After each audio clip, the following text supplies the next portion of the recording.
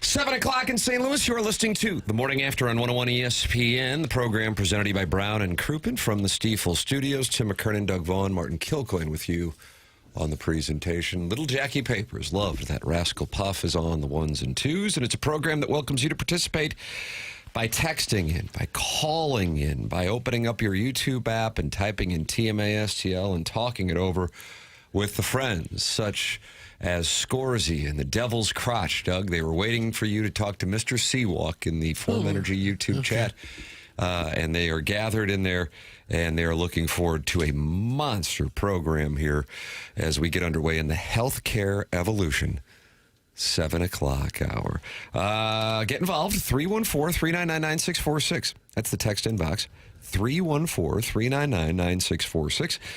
Good news for Jackson is that next week you'll get a chance to update some text inbox names because I see the 217 is texting in, and he sent in a text that said, can you guys stay on the air for another hour till I'm done with work? So, Jackson. Really? I don't know. I don't know if PK and Ferrario want to take an hour off. I think they'd understand if somebody's got work or they need us. But see, that person will have a name on September 1st, if they want one. That's up to them. So we're a week away from that magical moment? Yeah, that's Papers time. That's when he shines bright like a diamond. You can also call in. Chairman Kurt handles the Callier and Thompson phone lines, 314-974-0101. And, of course, you can open up the YouTube app, type TMASTL, subscribe to that channel, and then you're in there and then you're talking with a wide variety of friends. Kevin at the Lake says, I'm thinking of a steak. Oh, I remember that. It was Deerdorf and Hearts, right? I think that was their commercial. It was. I'm thinking of a steak. Dan Deerdorf used to say that. And then what would happen? I forget what happened after that. And he would probably go to Deerdorf and Hearts.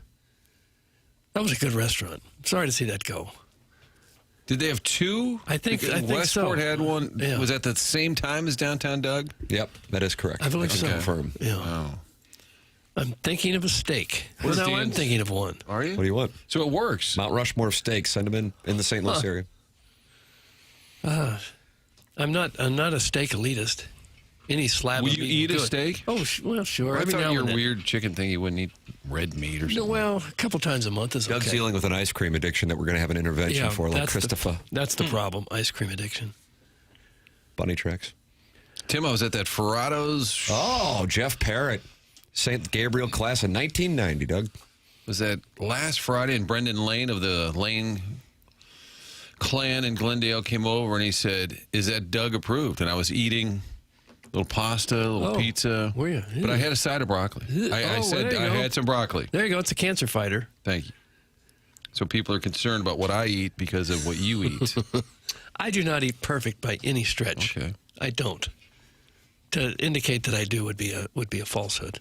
I try, but I fail many times.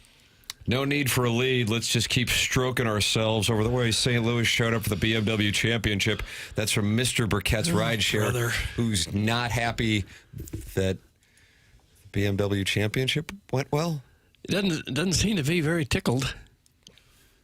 Let's just stroke ourselves. Well, we're the best, Well, Doug. we are. We're the best golf fans in America. Logistics, Doug, they said it. Mike Tucker was telling me yesterday it took 3+ months for the setup, and he said it'll take about 40 days to tear it down.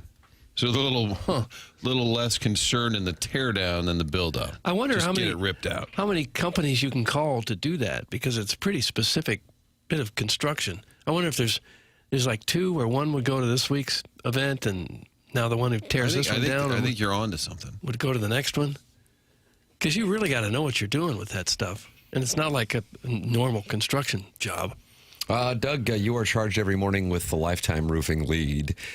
I guess this one is obvious with Angel Reese getting 26 rebounds. It's a record, Timmy. 23 of which came on her own shots, Jackson. Is that correct? Something like that. Jackson unsubscribes from WNBA. I was honestly He unaware of just that. checks out. I was unaware. Top story on ESPN.com. I noticed that. God bless it. No, what's Like, Well, that's Doug, you really don't the seem too top story in excited. sports is a WNBA player got a bunch of rebounds. That's it? Well, can I offer you 5 NFL teams that could decline this season? Barnwell on the Panthers, Broncos, Bears, and more. How about that as a top story? I think the top story is obviously the Cardinals. Best thing they can do is not play. The Phillies, Padres, Diamondbacks, Marlins all lost last night, and the Cardinals now just 5 games out, and yes, sirree, daddy, likey. Martin, that's the Lifetime Roofing lead. Here we Lifetime go. Roofing, STL.com. That's Dustin McClendon's business. And it's veteran-owned, it's locally owned, and they only work in the St. Louis metropolitan area. They're not chasing storms all over town and all over the country. They take care of you, and they have a literal lifetime warranty on both their roofing and their exteriors. They are a James Hardy provider. It's Lifetime Roofing online at lifetimeroofingstl.com for roofing, for siding. The sponsor of the Lifetime Roofing lead. Jackson has it in the dossier, the first 3 segments, actually, breaking down Angel Reese's rebounds. Doug says it's the Cardinals' off day. Cardinals off. The most interesting story is a 49er owner, Jed York, getting caught up in a prostitution case. What do you have to be thinking there? How'd you like to be on the 49ers beat from Kyle Shanahan's mysterious accident that's now pivoted to the owner? You're a billionaire owner, and you get caught trying to pay $140 Ooh, value. for a prostitute in a trailer park in Ohio. What? What are you thinking, Mr. York? What are you thinking? He will join us as a surprise guest. Wow, that would be a doozy. Matt the Bat may call in today, by the way. Matt Holliday? Yeah, he's on his way here. He's going to watch Jackson Holliday play for the first time at Busch Stadium How about over that? the next couple of days. Kind of like that Kachuk thing when they would come back to Enterprise. Yeah. That they grew up going to those locker rooms as a kid. Jackson playing this week with the Orioles and Matt the Bat. He said he would call, but he's on West Coast time, traveling this way. So if not today, tomorrow. Matt the Bat, friend of the show. We can ask him if he ever sold that house. Yeah, I don't know. That was some crib. That was in Oklahoma City? Is that where that was? If you weren't so cute, Doug would be absolutely exhausting. That's from Brian Henson, and it looks like we have media wars as Brian Henson of the Indianapolis Star has just sent a shot in at you, Doug. And why are you exhausting this morning? I don't know. Henson doesn't like very much, so it doesn't surprise me that he doesn't like me. The lead is Doug. How are those fingies? That's from Scott's Wrinkled Ballsack. You're fresh off of the mole scissoring? Look at the swollen hand now. Ooh. Supposed to stand here or sit here with the hand elevated. It hurts a lot. Is that Italian when you do that? You just kind of throw your hand in the air. Yeah, Just do that the whole show. I manage. Yeah, it's weird that that's swollen, but I almost cut the thing off. Iggy actually has the lead in the Form Energy YouTube chat, Martin. He says, the lead is I figured out my text on my phone and heard right back from Big Walt. Oh, good. Oh, So he excellent. didn't know how to text? I've texted with Iggy. He sent me the Bella Danger podcast link on Friday night. No, he was having problems with people getting his text. It seemed he But wasn't the getting a theory lot was of... he was being blocked. Yeah. I shouldn't have to critique.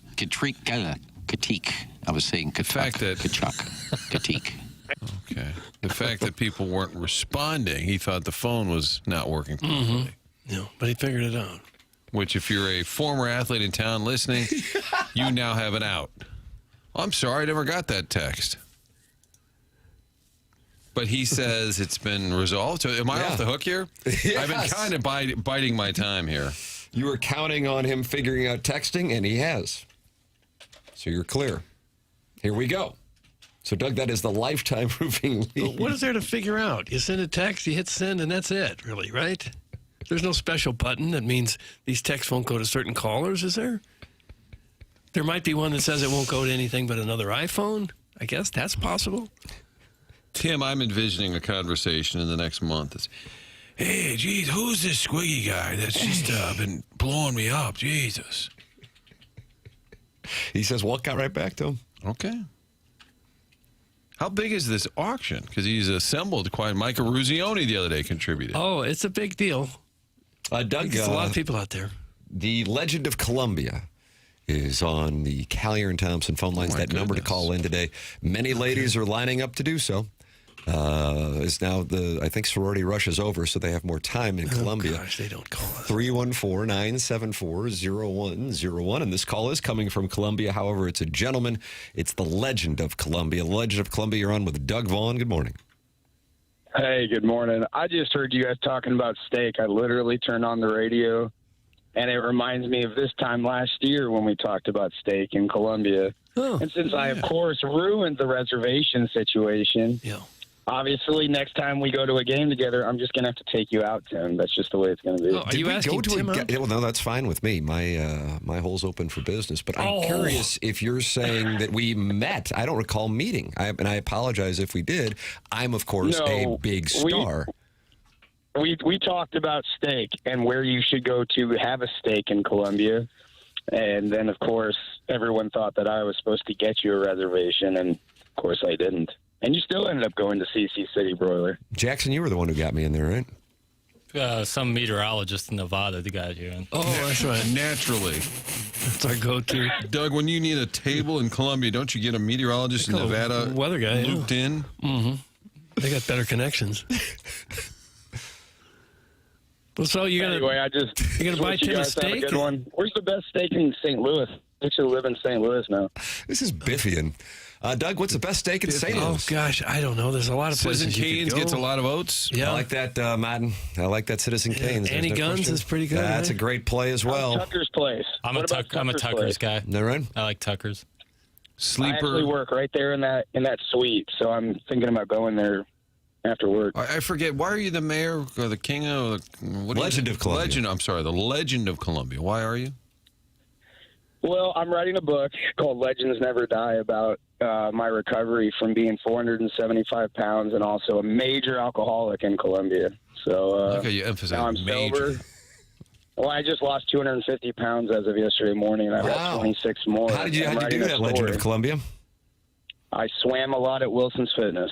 That's about it. Wow. That's literally that's it. Because the book's going to be a pamphlet.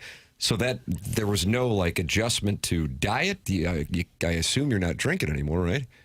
No, I mean I lost everything. It's kind of a rock bottom story, but I don't eat steak no more. Like I can barely eat steak. My stomach's Doug's so not going to small. accept that. You don't eat steak anymore.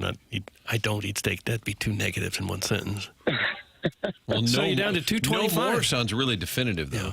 You're down to 225 now? You have any more to lose, or is that about it? I got 26 more to go to get to 199 because I had started this book idea 5 years ago after my accident in Columbia.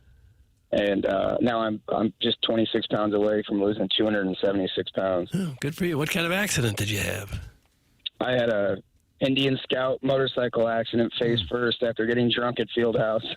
Oh, gosh. YOLO. Well, you've been Thank to God the I didn't ringer. fall off Harpo's. Thank God I'm not the one that fell off Harpo's rooftop.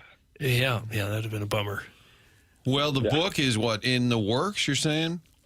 Yeah, I'd say about 6 to 12 months. And when you guys see Legends Never Die on New York Times bestseller, you'd be like, that's our steak guy. Steak guy. I like that, Doug. Well, sounds like you got your life in order now. Nice going. Good for you. I really appreciate you guys. I went to journalism school and fucked that up. You can't say that! Oh, I was worried I'm about going to double sit down with negative. my children immediately. Doug was focused on the no more. And then we got McAfee. Boy. Doug, are you getting on the phone with Greg Vaughn now? I'm going to try to reach him. Are you still there? Oh, we dropped him. Paycheck popped him. Okay. Joe Pesci made it. He went out. Well, the call was wrapping, and Chris Haru says his kids are crying now. That's what he says in the Form Energy YouTube chat. Because they heard that? Yep. Immediately, children start weeping when they hear the F word. It's Pavlov's dog. Right there. People were listening to Gabe's post-game show last year after a huge win against Massachusetts, and then that guy called in, and kids started weeping. I honestly thought that was that Down the Correct guy in New York. No, that's on Gabe's post-game show, where TMA listeners like to call in and express their thoughts on the festivities. Doug, we're just 9 days away from Arkansas Pine Bluff, and here we go. I got a podcast that's in the top 50 in every country on the planet. Yeah, and the guy had good hair, too, didn't he? Had hair that people dream about. Chairman Kurt says even the kids I don't have are wondering just what happened. So this is starting to impact people who aren't even born. Mm-hmm. Nearly all children in the St. Louis area are weeping. Well, let's open the phone line. So Chris heard us mention steak and then decided to call in. So, Jackson, have you officially announced your Mount Rushmore? Did you post it on the Twitter tweets? Of what? Steaks? Steak? You're Tucker's guy. Are we talking about cuts of steak or places to get steak? Places to get steak in the St. Louis area. I like Tucker's. How about Sam's Steakhouse? Never been. Over there by I'm sure Grant's it's tremendous. Yeah, really good, really good. I've been to Citizen Kane's, enjoyed that thoroughly. I don't know if I've been to a ton of steak houses. You know what I'm saying? Sizzler. Oh, Olive and Oak. I like that Olive and Oak ribeye. Not a steakhouse, but has a great steak. Right. Cowboy ribeye. Yeah, Right. Forget about it. Yeah, I don't know if I have a fourth. I don't know if If you go to an upscale restaurant, they'll all be able to cook a good steak for you. sure. But yeah, I don't go to that many places. I certainly don't order steak at a lot of places. No, I don't either. I enjoy it thoroughly. Oh, me too. But Tucker's The my favorite. Cowboy ribeye at Olive and Oak better be on this piggy's list. That's from the recovering alcoholic from Belleville and Webster Grove. And it was. There you go. So everyone's happy? So are you not a piggy because you mentioned Olive and Oak? No, probably still a pig. Yeah. I don't Doug, know. the best steak in town is Carnivore on the Hill. That's from Spider-Man's dad. don't- Been there for Don't yell at me. brunch, but never been there for dinner. So I can't speak to it. I get one time I said on the air that I ordered a filet mignon and it caused an uproar on the text line, calling me a sissy. They'd like A to see Nancy you get boy. the cattleman's cut. Yeah, if it's not a ribeye, apparently it's no good. Oh, I like a New York strip. Yeah, I've had that. It's pretty good. Sharon from Clayton likes Ponderosa. That's from the Gray Summit Grey Goose I don't Guzzler, know. not from Sharon herself. I don't think so. Hell's about to rain down upon that. Are those gentleman. even still open? Yeah. Is there one around here? Well, no. I don't Want to think go I've there for seen lunch? it. Maybe hit the buffet, see what the Sure. word is? Sure. Maybe Hope we there's might a- see what's doing, if you know what I mean. Hope there's a sneeze guard. Do you think there's ever been something doing at a chain steakhouse at 11:30 a.m.? Depends on the pudding selection. Yeah. You like Banana. tapioca? Banana. Martin Harrison's brother Master is not on board with Citizen Kane's. You're surprised to read that? Okay. Because I mentioned it? I think I figured out who Harrison's brother Master is on Twitter because somebody was chiming in with me the other day and said, good work on the collar, keep it up. Oh, there you go. This is, remember, last week, Tim, after an He goes appearance. by Harrison's brother Master on the Twitter No, tweets? no, it's just, the same brand is concerned about collars and areas of improvement. Culture yourself more with food, Jackson. My God. Oh, I've been to That's from Jub the Rub. Chris's in Chaminade adjacent? Yeah, Frontenac area. Yeah, I've been there. So there's 4. But everybody's an Booyah. expert. Boo, And if you don't yeah. like what they like, then you're an idiot. I like Citizen Kane's because it feels like you're sitting in someone's living room or like someone's house. It's cool. I love the house setting. Yeah, it's cool. Well, if anybody wants to drop off some steak, we're here till, 11? Right. Hey, drop off 5 steaks, please. You bougie guys in your steakhouses, go to Texas Roadhouse before 5 p.m. and get yourselves a $9.99 sirloin like the rest of us St. Charles County Hoosiers. That's from the 636. I've been there. I've been after You went to Texas Roadhouse pre-5 p.m.? after a round of golf once on the Illinois side. Me and my buddies went to Texas Roadhouse. It was fun. I sent you video last year. We went for the first time. Yeah, good time. Carson said, I've heard all about this place. It was a hootenanny, Doug. Yeah. They were singing. At Texas Roadhouse? Yes. Yeah. I'm going to find that video. Yeah. Ate a steak for the first time in over a decade a couple weeks ago at 8:01. Realized I didn't miss it at all. Back to chicken for me. Doug, that's Sharon and Clayton. That's kind of the way I eat, too. Doug, Mayfair at Citizen Kane's. Is that potato just too big? That's from Crescent Coyote. Would you like to rank the potato sizes? No, I don't think we need a Mount Rushmore of baked potato places in St. Louis. All you fats are at the Golden Corral. Stop lying. That's from Mr. Burkett's rideshare. You think Winston Churchill ate steak for breakfast? Didn't he just eat? I've talked about this Huge meals before. all There's the a time? great TikTok account of a guy who eats like the president for a day and like each president, and it's really good. Like there's obviously a lot of documentation about what they ate on a day-to-day basis, and he eats like them, and he's like, some of them are very difficult, like Churchill or U.S. presidents? not it's U.S. presidents and like other historical figures. So I World think leaders. Churchill was like a cigar. He like had to smoke like 8 cigars, and he say he almost threw up like a bunch of times. What do we have, like a vodka down after breakfast? Probably, and a cigar. Veal is the best, especially the veal cut from the baby cow that has spent its life hanging and never had its feet touch the ground. Doug, that's the worst one was whack. That's his official review. I can't eat that. Where do you rank the Ultimate Warrior among the all-time greats? I have no idea. I could kill us. It's like a fair question. Where do you rank the Ultimate Warrior along the all-time greats? Call in 314-974-0101. Callier and Thompson phone lines. Text in 314-399-9646. Air Comfort Service text inbox.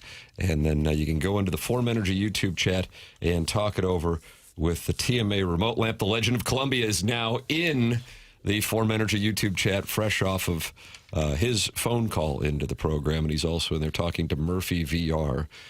So you can join in. It's the TMA STL YouTube channel. We will be on there until 12 p.m. with TMA, and then after, the morning after, from 11 to 12. We are in the Healthcare Evolution, 7 o'clock hour, healthcare-evolution.com. Doug, we talked about the Savannah Bananas in St. Louis this past weekend, but one prominent baseball commentator is not a fan. We'll tell you who, and you'll hear from this person coming up. It is TMA 101 ESPN.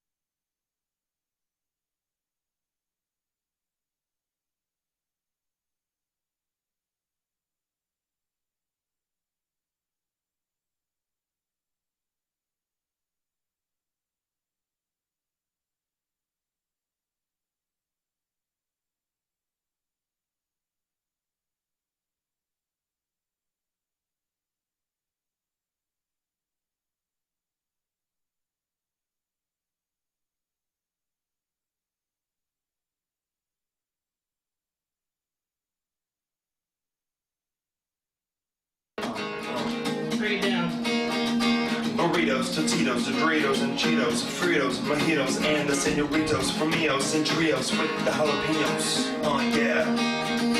Tacos from Pacos with Panchos, Nachos, Churros, Rancheros, and some Canyoneros.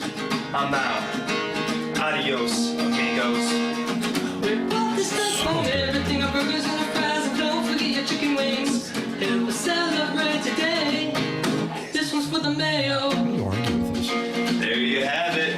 Right there. There you Cinco have de it. Mayo. On ESPN. The show broadcasts from the Stiefel Studios on the TMA STL YouTube channel, and you can watch it in there and talk it over with the legend of Columbia, who's very active and seems to love emojis. I like that when he talks about steaks, he also posts a steak emoji. You like that? That helps? Yeah, I don't mind it. Yeah, I like a visual. Martin, you wanted phone calls on this Tuesday, August 25th, and the Callier and Thompson phone lines are lit up. A wide variety of people are on there. Chairman Kurt, who are the people who are on hold? I think John Rice, Troublemaker, and Martin's Dangly Bits. That's and correct. I assume like 30 ladies, mainly like in the Tridelt and Gamma Phi houses, are calling. Back in to right school, now. ladies. What's going on? They've reinstalled the landline so they can call into They can call into a radio St. Louis Sports Radio. Who do you want, Doug? I have a choice? Sure. Well, whoever called in first. Let's go Dangly Bits. Okay. You ready? Hello. Hello, Hey, fellas, Dangly. how's it going this morning? Oh, we're Hey, fine. Doug, how you doing this morning? Oh, I'm absolutely fine. Thank you. Started listening a little while ago, and I'm still trying to get used to this show with its nuances and stuff. But Takes a yesterday while. I was listening to the Iggy show, and he was mentioning about the credentialed, quote-unquote, users that were in Belle Reve. And I was just wondering if one of the guys that got carried out by his ass, because I sent you that video yesterday, if that was one of Iggy's credentialed group. Huh. I don't think so, no. I don't know for sure, but I don't think. He would have mentioned that. I don't think so. And I have a couple other questions about the show since I'm a new listener, if you could help me out. I called in last December, and Doug said something like potting down, and I'm not sure what that meant. Oh, that means pot down your microphone. Is it a pot or is it a pod? Is it a pot or is it a pod? Martin, is it a pot or is it a pod? Pot. Pot? If we pot them up, you're going to be louder. If we pot them down, you're going to be quieter. If we pot it all the way down, you got nothing. Do you take I got you. I was just...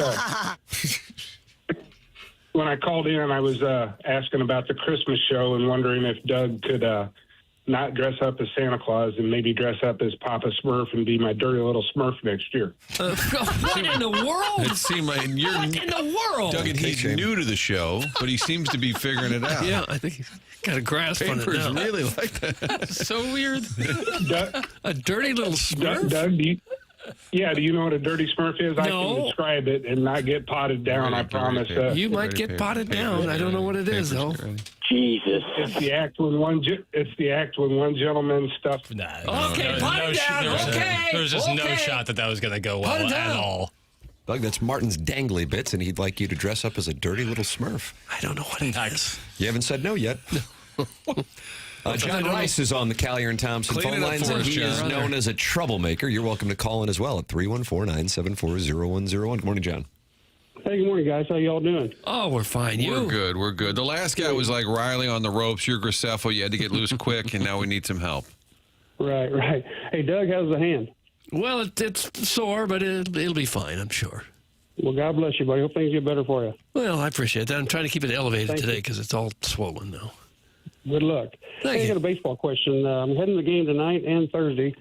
Got a question about the rotation. It's showing tonight would have been the Libertor spot. They got him listed as TBD. Thursday would have been Dobbins' spot. Of course, he's on the disabled list.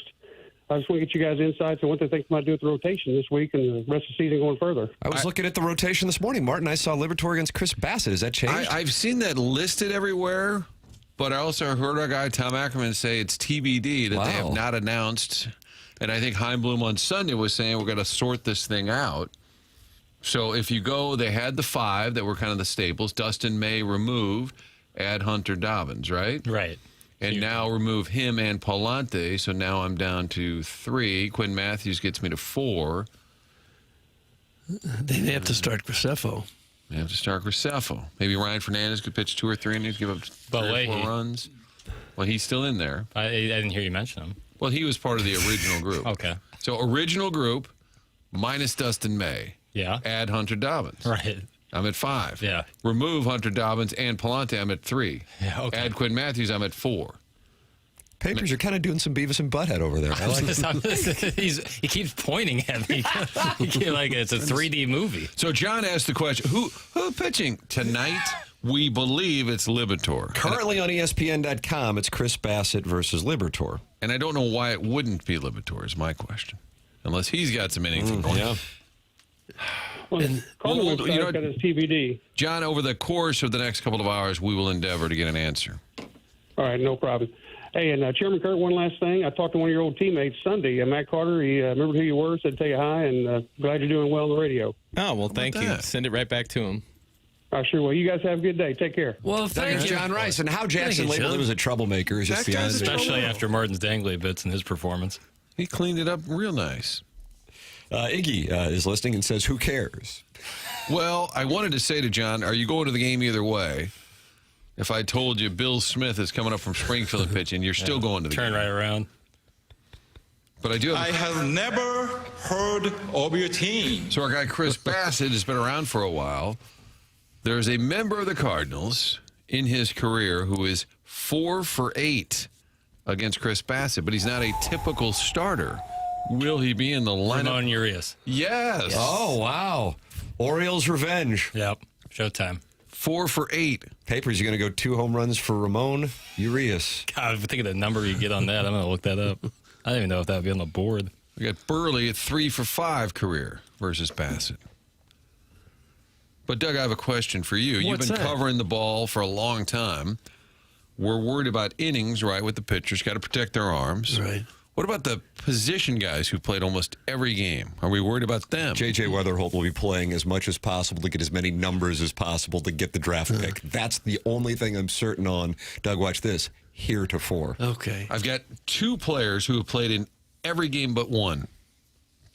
So they may not have started, pinch hit, came into the game, whatever. 2 of the Cardinals have played in every game. Burleson, maybe? Yes. And Walker. No. Weatherholt. No. Herrera? Yes. Paper's on a roll. Yeah, you're a big show. Yep. Big time. All right. No, I wouldn't worry too much about them. Nobody worried about Cal Ripken or Luke Gehrig, did they? Get out there and play. Ramon Urias not available to bet on that. But if you want Blaze Jordan to hit 2 or more home runs, if you put $100 on that, you would make $30,000. Huh. So I don't know if that interests you. I think young guys can play a baseball game every night. I mean, if you're mid-30s or something, sure. Or if you're the catcher, I could see how you get worn out. But there's a lot of times some of the players don't run an entire game. They jog to their position. They never have to go full out to make a play. Not the outfielders, infielders. Might not get on base, don't run. If you can't do that every night, you're probably not much of a professional athlete. Of course, there's other things involved, too, with late travel and personal issues, of course. But for the most part, I think if you're a young guy, you ought to be able to play a baseball game just about every night. Many have done it. It seems doable when you picture guys like Keith Hernandez smoking cigarettes in the dugout. Like, it seems possible that they can play It is. every night. Blaze Jordan pisses me off. That's from Long Dong Silver. Don't know the context, Doug, but all I can do is read what they put in the teleprompter. Well, I just put in a little 2-leg parlay. Him and Weatherholt to hit a dinger. Wow. Each hit a dinger. Let's get Profit paid. season. So what's that fit to pay? I put $5 on it, and that'll give me $400 if it is About to that. hit. I got 5 on it, Doug. Yeah, I got 5 on it. $5 to win $400. Damn, when Baez hit that home run in the first inning on Friday, I was spending that money already. Yeah, I thought you was were gonna looking. I make was trying to get some new sneakers. Yeah. Harrison's brother, Master Martin, who you believe is tweeting at you. Yeah, because it's all about my collar game and areas of improvement, which I really like. Who effing cares? Why is Ken direct messaging Sahith Thagala's wife? That's from Harrison's brother, Master, Doug. Sahith Thagala's wife, active on social media, got sideways with my favorite sports anchor, Gary Strusky. Doug, when they were up in the Northeast. Am I correct on all of this stuff? Mm-hmm. And her name is Juju? Juju Chan. Juju Chan. Yeah. He wanted to get her on his podcast, I guess. Iggy wanted to get... No, he kind of wanted to like be their concierge. Like if you want to guys when I get dinner on the hill, I can show you places. Like, it's nice. Like when strangers come in town, the restaurants they're hidden. You have to know a password. Now they were able to get into Sato without Iggy's help, which is a shame considering Sato is about a block from where Iggy lays his head every evening. You could see it from his apartment. Oh, can you? Yeah. I wouldn't imagine it's too hard for a professional golfer or his agent to call and say, can we get a table? Or just any human traveling through our city, you know? I think the restaurants probably really like it when celebrities go there and get spotted. It helps their image, I think. Right. Probably spend more, tip better. Uh-huh. Yeah. Doug, they get worn out from making out in the locker room between innings. That's from Eric in the Central They West End. shouldn't. I'll tell you what, I've been around a lot of ball clubs. I don't know if I've ever heard that. No, I've never heard it or seen it. I have a question for the dais. I'm taking questions. Doug is not. Is the correct form to tip on the pre-tax total or the total with tax? Because when you get, sometimes places have automatically like, here's what 20% of it is, but it's 20% post-tax. Are you supposed to tip only on the pre-tax of the meal? That's my question. I usually tip on the total bill. I do as well, but I don't know. I never thought of that. Yeah, this is the first time it's crossed my mind. Someone Peppers. told me that recently. They're like, Who's that, Sweet Kai? no, I can't remember who, but they were like, probably Herb, because he was in town, right? Herb was in town. So was Herb. I knew it. But yeah, let's, for just the sake of attributing it to somebody, let's say it was Herb, my buddy Herb. Good guy. Well hung, right? And well, that's what the Plowhawk thought. doesn't like to tip properly is what we're now saying about your friend? No. I'm saying he didn't say it, but just for the sake, who cares? It was like splitting hairs. Who gives a damn who said it? The point is, someone told me that you should only tip on the tax, or a pre-tax total. Don't you're tipping with sales tax, now you're up and crazy. But I don't know. I tip on the total of it all. Yeah, I would think most people do. Okay. Doug Glatt wants a piece of your ass. It's post-tax, you moron. Just keep flexing how much money you have. Oh, God. Doug Glatt. Yeah, a lot of people with a ton of money are asking, I was do I going to tip say, it's the pre-tax or opposite, post-tax? Dougie. The opposite would be, if you were watching your pennies, you would ask that question. I'm not saying but if insulting you were to have a $200 pre-tax, the sales tax on that is going to be pretty heavy. Now it's going to raise, you know what I'm saying? But I think most people look at the final total and say, well, I would agree. It's $100. What, 20%? Okay, here's But a maybe 20. we're doing it wrong. I was asking the question. I wasn't saying you should tip on pre-tax. I was asking the question. And yet the curiosity is biting me in the ass. So killed the cat. And they started with a question about who's pitching tonight. That's correct. And we're still wondering if it's Matthew Liberatore, but it looks Why like would it's it Chris not Bassett. be? Who Why else would would it it not be? Who else could it be? They don't have a whole lot of options. Not a good time to skip a guy. Unless he's not feeling good. McGreevy tomorrow, I thought, was scheduled. Yeah, I believe that's the case. Why don't we just text McGreevy, hey, who's pitching tonight? You guys are really plugged in. Mr. Licks has issued a statement, Doug, our wealthiest listener. If you can't afford the extra couple bucks, then you shouldn't be going out to eat in the first place. That's Mr. Licks. Gosh. Agreed. Who's arguing that? So you are going out to eat, but you cannot afford it. I That's can. what Mr. Licks says. You can afford it. I can. And now Doug Glatt is right. You're flexing how much money you have. Okay. Well, but I also said earlier in the show that I don't go out for steak very much. So I feel like in the yuppie and the douchebag scale here, I'm doing okay. Yuppie and the douchebag. It's a scale.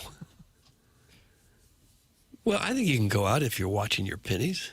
The restaurant's happy to have you, even if you don't tip a whole lot. They're still happy to have you there. Maybe the waiter isn't. But I always tip 20%. I was just wondering. I was asking the question. The Loomster has sent in his etiquette guidelines. Now we're talking. You should calculate your tip on the pre-tax amount of the bill. The pre-tax calculation. Etiquette experts, including the Emily Post Institute. Doug, you attended the Emily Post Institute. yeah, I had some of her books. E-post grad. State that a tip should be 15 to 20% of the food and drink subtotal before taxes are added. The reasoning? Sales tax is a government fee, not a service provided by your server, so it does not count toward the cost of service. Common habits or post-tax tipping. Many people tip on the final total after tax just for the convenience or as an easy way to be generous. The dollar difference between the two methods is usually small on a standard meal. Doug, that is the Emily Post Institute's official review, and Emily Post, a new sponsor here on the program. All right. That's okay. Yeah. I think it only would matter, like, if you're just having, like, a couple cheeseburgers and, 2 sodas. I don't think the $4 of sales tax would matter. But if you're having a big meal where it's like $300-$400, maybe you're bringing out a family or something, the sales tax could be $30-$40.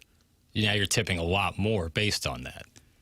Do you ever tip if you go to a stadium or an arena or No. some fast food place where they turn the iPad around? Whenever they ask for a swing tip? that iPad around. There'll be a question for you, and then they look away. And in the smallest box humanly possible, it'll say no thanks. Yeah. Did you? And it'll start with 25%. Yeah. On your $9 soda. Yeah, at the Blues game? and then the iPad shocks you when you hit it. I heard somebody say that the rule should be if you're ordering standing up, you don't have to tip. Ooh, I like that. Oh, wow. Ordering. Is that Emily Post Institute again? I didn't know. It's the Doug Vaughn Institute. You should start an etiquette. That should be your Guys, I third act. tipped Mr. Licks handsomely after toasting my foot-long chicken bacon ranch to perfection yesterday. That's from Phil, and his last name's Latio. Could you shut up about tips? That's from the Marquette Pisser.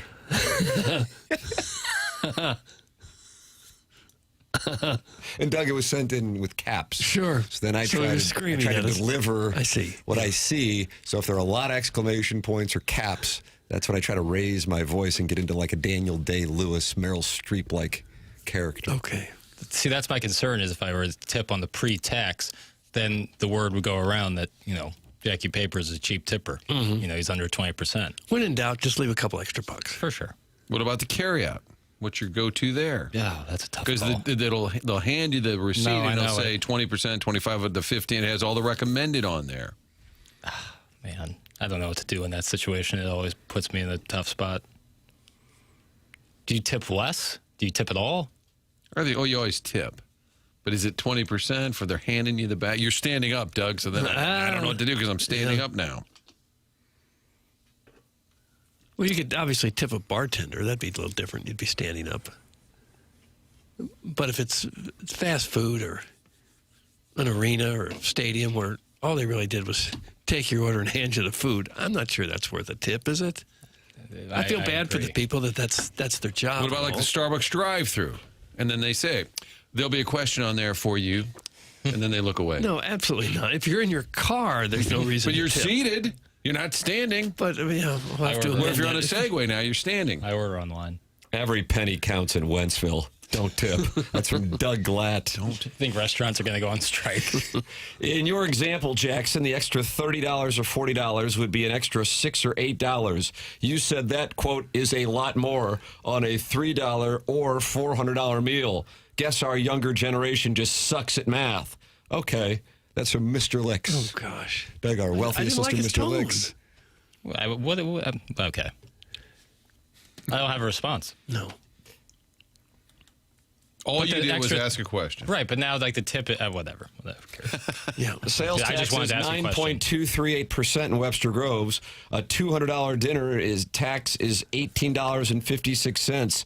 You poors are sweating $3.71. That's from the Hunchback of On Castle. Okay. I simply asked a question. I did not need people to start attacking both my generation, me personally, just my math skills, which I've said before are poor. Mr. Licks had a tip jar in the chalet restroom at the BMW. Dude looked defeated working in there. That's from the Veiled Prophet. So he was in a chalet? That's a place I refuse to tip. Don't care. I don't want you to wash my hands for me or give me a breath mint. I don't want either. I know. What about some cologne? I don't want any of that. What about that Johnson Baby Powder and Cool Water cologne? And they're very presumptuous too. They already start doing it before. Yeah, and they look at you like you're going to pay me, right? Right. You look like Drakkar. You're standing in the bathroom, man. I would not be taking tip advice from Licks considering he only dines on Telegraph Road. Is that correct? So he goes from the chalet to Telegraph Road? Is that the Blarney Stone, Doug? Blarney Stone, they're very popular. Blarney Stone don't play. Yeah. Blarney Stone don't play. What's the Barney Stone? Yeah, of course. Well, I know what the Barney It's Stone not is. Sportsman's Park or Lester's. It's a sports bar, restaurant. Okay. Or Wright's Tavern. You won't see Jackson there. Frankie I'm supposed to G's. drive 25 minutes south to Yeah, go for a to good treat. Go to a restaurant. I mean, I'm not opposed. Why don't you go out there today and ask him to turn on the NBA? Like NBA hardwood classics. That'd be pretty fun. Now that I'd watch. Yeah, I would see that's content I would watch. They have pork I like wings. that Kevin McHale. Pork wings. What would that be? Pork wings. Pigs don't fly. All pork wings fried and served with Carolina mustard sauce. Sounds kind of good. Pork wings. Sharon and Clayton wants a piece of all of our asses. And peeps think I'm pretentious. Also, some of the wealthiest people are also the cheapest. Cheap has no tax bracket discrimination, dorks. Well, Sharon and I Clayton. agreed with her right there at the end. Dorks. That was unnecessary. Might have been accurate, though. Yeah. Yeah, certainly. I enjoy the recommended 18 to 25% tip when I buy 2 beers at Busch for $38 after I fetch them myself from a cooler. That's from Beer Cats, and he's not happy about that. That's always a tough spot. Yeah. I don't think they're expecting a heavy tip on something like that.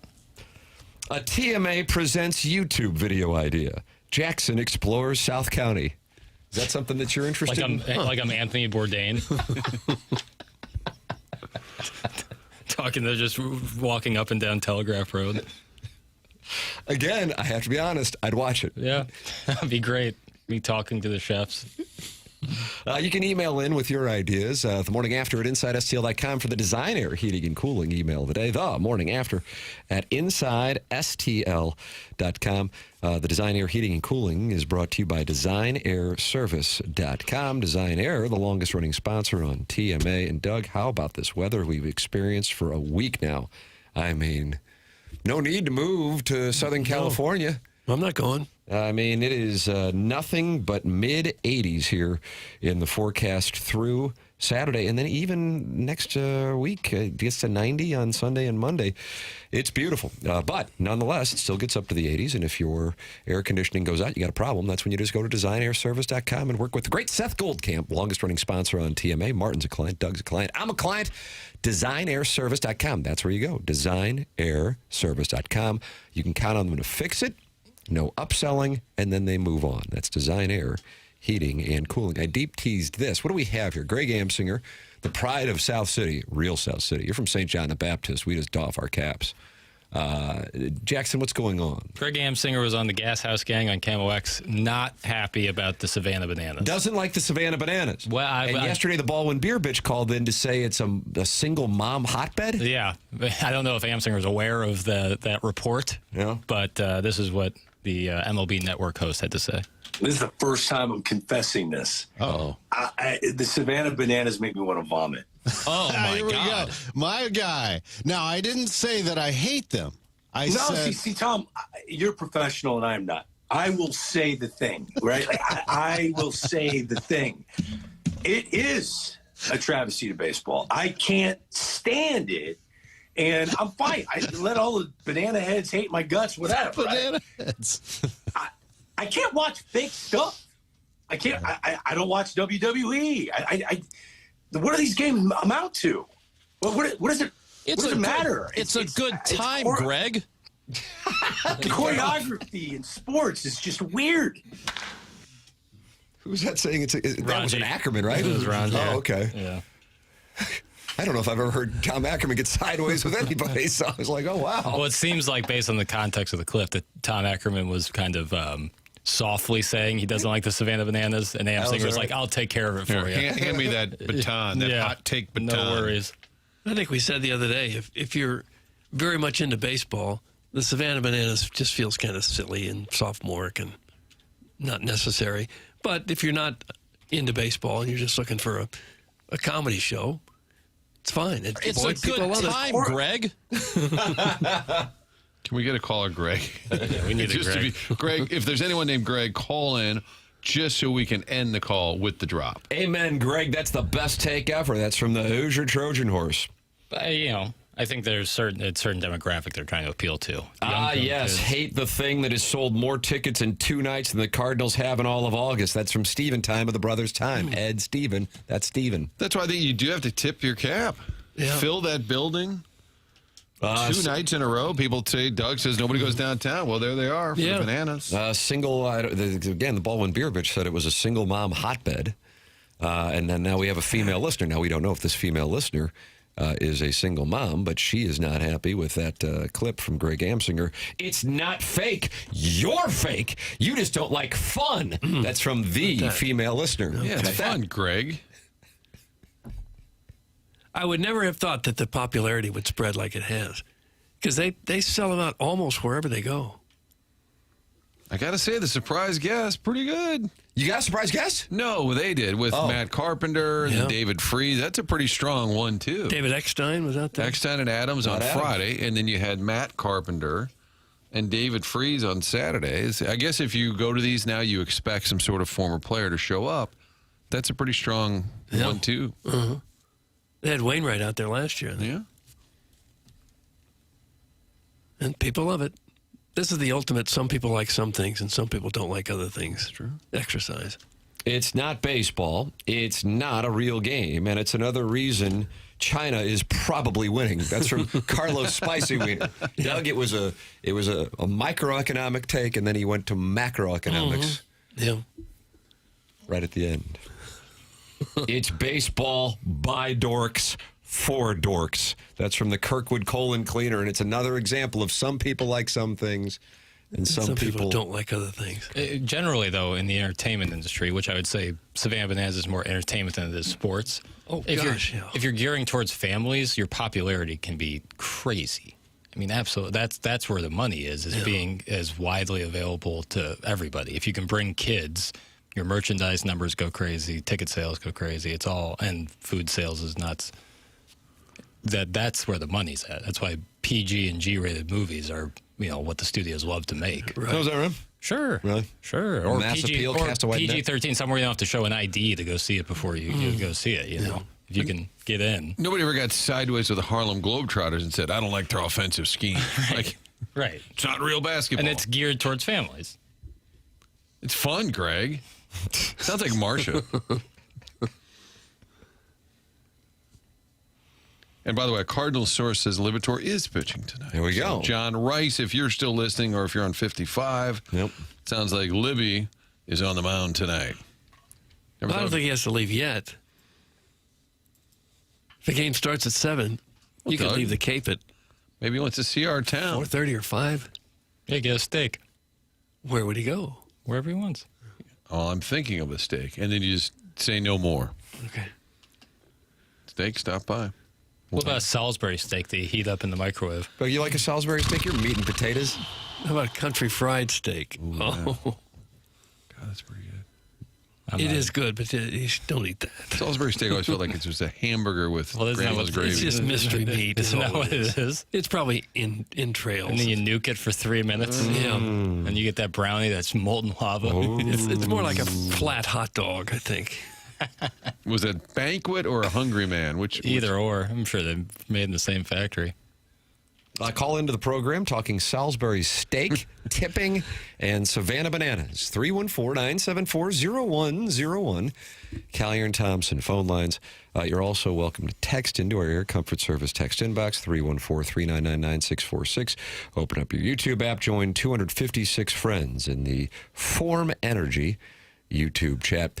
And, of course, email in for our design, air, heating, and cooling email of the day. We are in the Healthcare Evolution, 7 o'clock hour here on the morning after. Tim McKernan, Doug Vaughn, Martin Kilcoyne with you on the dais.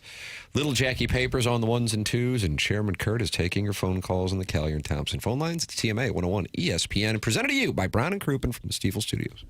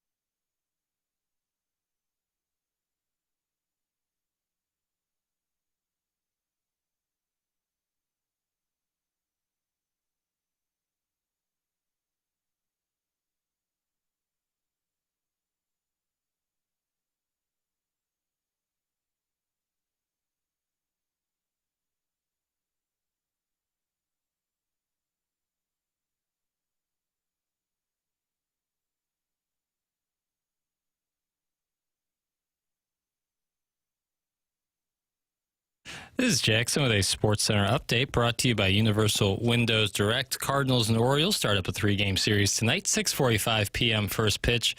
Matthew Liberatore on the mound for the Cardinals? That was our Sports Center update brought to you by Universal Windows Direct. You'll be saying, I love my windows.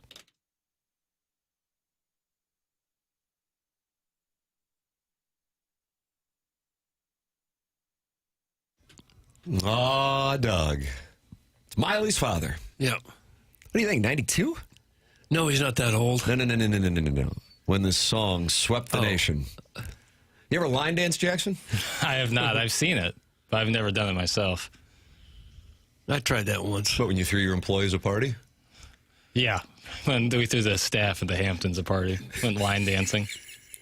I was at a country bar years ago, went with a bunch of people, did some line dancing. So hard? I went into the restroom. One of the guys said, "Hey, watch out. The High Ridge boys are here."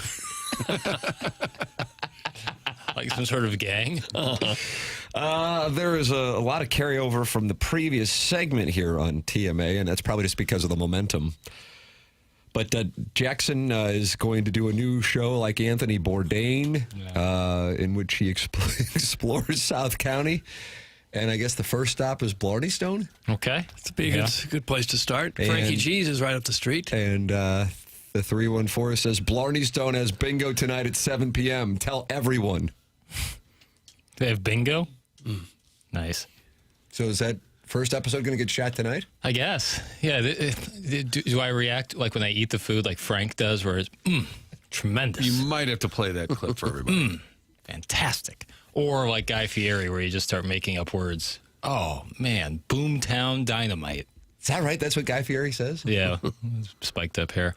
Yeah, I'm into it. I like that idea. I think the key is those really like poetic, wordy intros where you describe the area. Right. Well, like Anthony Bourdain would like hang out with the people and like learn about the culture. So would I do that? I think that's where it's culture. South County. Learn about South County culture. Tell us about these car shows on Lindbergh that Doug has witnessed. Oh, God. Yeah. Did Frank ever have one where he said, absolute dog crap? No? It would always just be a very long video about the food, and then the reaction to it was about 3 seconds, and they'd move on. And next week on Frank's Food Picks. Doug, Greg is on the Callier and Thompson phone lines. Okay. And with regard to the Baldwin Beer Bitches allegations that Busch Stadium was full of many single moms this weekend, Greg has some insight for you. Here he is. Good morning, Greg. You're on 101 ESPN. Gentlemen, how are we doing today? Oh, we're fine. Greg, how are you? Hey, I got to tell you, I was just driving home, and my boy Cheese Deluxe texted me about 10 times saying you guys need to talk to a random Greg. So I'm here representing all Gregs in the St. Louis area who was there Friday night at the Savannah Bananas game. Did you see a lot of single moms? 100%. Wow. They were there in full force. What that's about? What do you think that's about, Doug? I don't know. Oh, you're seeing a bunch of ball players in their prime, who are full of energy. So maybe it has something to do with it. But I understand. I follow that. What I'm asking is, why can't you just be a single woman? Why does it have to be a single mom? That's what I'm trying to. That's a great point. You know what? Maybe when they come back next year, I could do an impromptu survey for TMA and see what we can find out for you. Okay. We got a lot of cash outlay with Jackson's new program. Jackson explores South County, and Greg explores the Savannah Bananas single mom phenomenon. My question is, were these single moms there sans children, like no kids there, or were they with their children? I saw a lot with children. Okay. Absolutely. How would you know they're single moms if they weren't with kids? Fair question. I guess I didn't see a lot of guys with them. Maybe dad's at the bar. Yeah. I also wasn't asking the questions. I was just kind of observing. Sure. No, that's fair. So This is not hardcore data. Did you have a good time? Was it fun? This is subjective. It's a great time. I went last year with the family. If you guys haven't been, it's definitely worth going and checking out. They do a great job, obviously, with bringing former Cardinals down there and tying in, the history there. So it's a great time for sure. All right. Doug, you got to check it out. Well, take Greg Vaughn. Speaking of Greg's. Yeah, maybe I will someday. Well, it's not easy to get tickets. So Cheese Deluxe triggered you to call. Cheese Deluxe is a lifelong fan. He loves you guys, and he turned me on to you probably about within the last 4 or 5 months. And because of him, it's why I'm a lifelong listener now, too. So How about that, Doug? Lifelong listener. Greg, welcome aboard. Thank you, Greg. Welcome to the show. What would the drop be, Papers, if we were ending a call with Greg? Sensational. That's not what Martin was looking No. for. Martin's pissed. What do you want? You want the alarm? He just turned to you The and said, what do you whole want? point of me saying somebody named Greg has to call in. Yeah, I'm telling you, Cheese Deluxe needs tickets to the opening blues night as well, guys. Oh, there Keep you go. them up. Oh, you need something. It is, Tim. You need something. It's a good time, Greg. There we go. Doug, you got to get Cheese Deluxe some opening night blues tickets. Okay. I'm not going to. Who am I kidding? I don't have opening night tickets. Why would I give them Cheese Deluxe if I did? Use your heads for once. They aren't single moms. They are moms with their children because the dads didn't want to go to watch that crap. Some salad fingers. Well, could be something to that. If you were to put a chocolate bar up your backside, what would it be? About that. You thought about Was that that an yet? exit poll question? How does I that think question that was from come up? 2009. You haven't gotten to that season yet. Bleacher bunnies who love Greatest Showman with 2 kids are fighting for their kids' love against divorced dad's lawyers. That's from the big old bub, and he just summed it up, I guess. Too specific. I don't know. Too specific. You can't just That was watch about the some. show. That was about someone. Right there. You think that was a specific, Yeah. that was like a Tavon Austin tweet Yeah. where you're watching it and you know it's about somebody, but you can't figure it out until Janoris Jenkins interacts with them. Yep, that was too detailed, but funny. Isn't it possible just to watch an entertainment event without worrying about who's divorced and who's the dad's defense attorney? But we love logistics. Yeah, we do. Banana ball and Blarney Stone bingo. And people say our city's dying. That's from Tim's high school, buddy. Bar trivia is more fun than bingo, anyways. So you're not going to go to Blarney Stone then for bingo? Well, I got to shoot the show, I guess. But I guess I could do that So earlier. you're shooting your own show? Yeah, like a newsman, a modern day newsman. That's what I had to do about the last 5 years of my career. Yeah. With a cell phone. People say, oh, you working on a high school project? Knock it off. Doug, Big Blonde Dan has sent in a picture of a gentleman by the name of, is it Dan Oberst? And he's number 19, and he's wearing what appears to be a ripped-up jersey exposing his wonderful, wonderful chest and chain, and says, the logic is quite simple. The Savannah Bananas is for children, hence the quote, silly. The second part is the moms bring the kids, and then the bananas give the moms what they want. That's from Big Blonde Dan. Gosh. So there's a lot of, this is like a master's thesis playing out right here on the program. I didn't even think about it, to be honest with you. No. Then I Greg didn't either. Amsinger got upset about Banana Ball. Yeah. And then Chris Ranji was upset at Greg for being upset about it. That's our. Mm-hmm.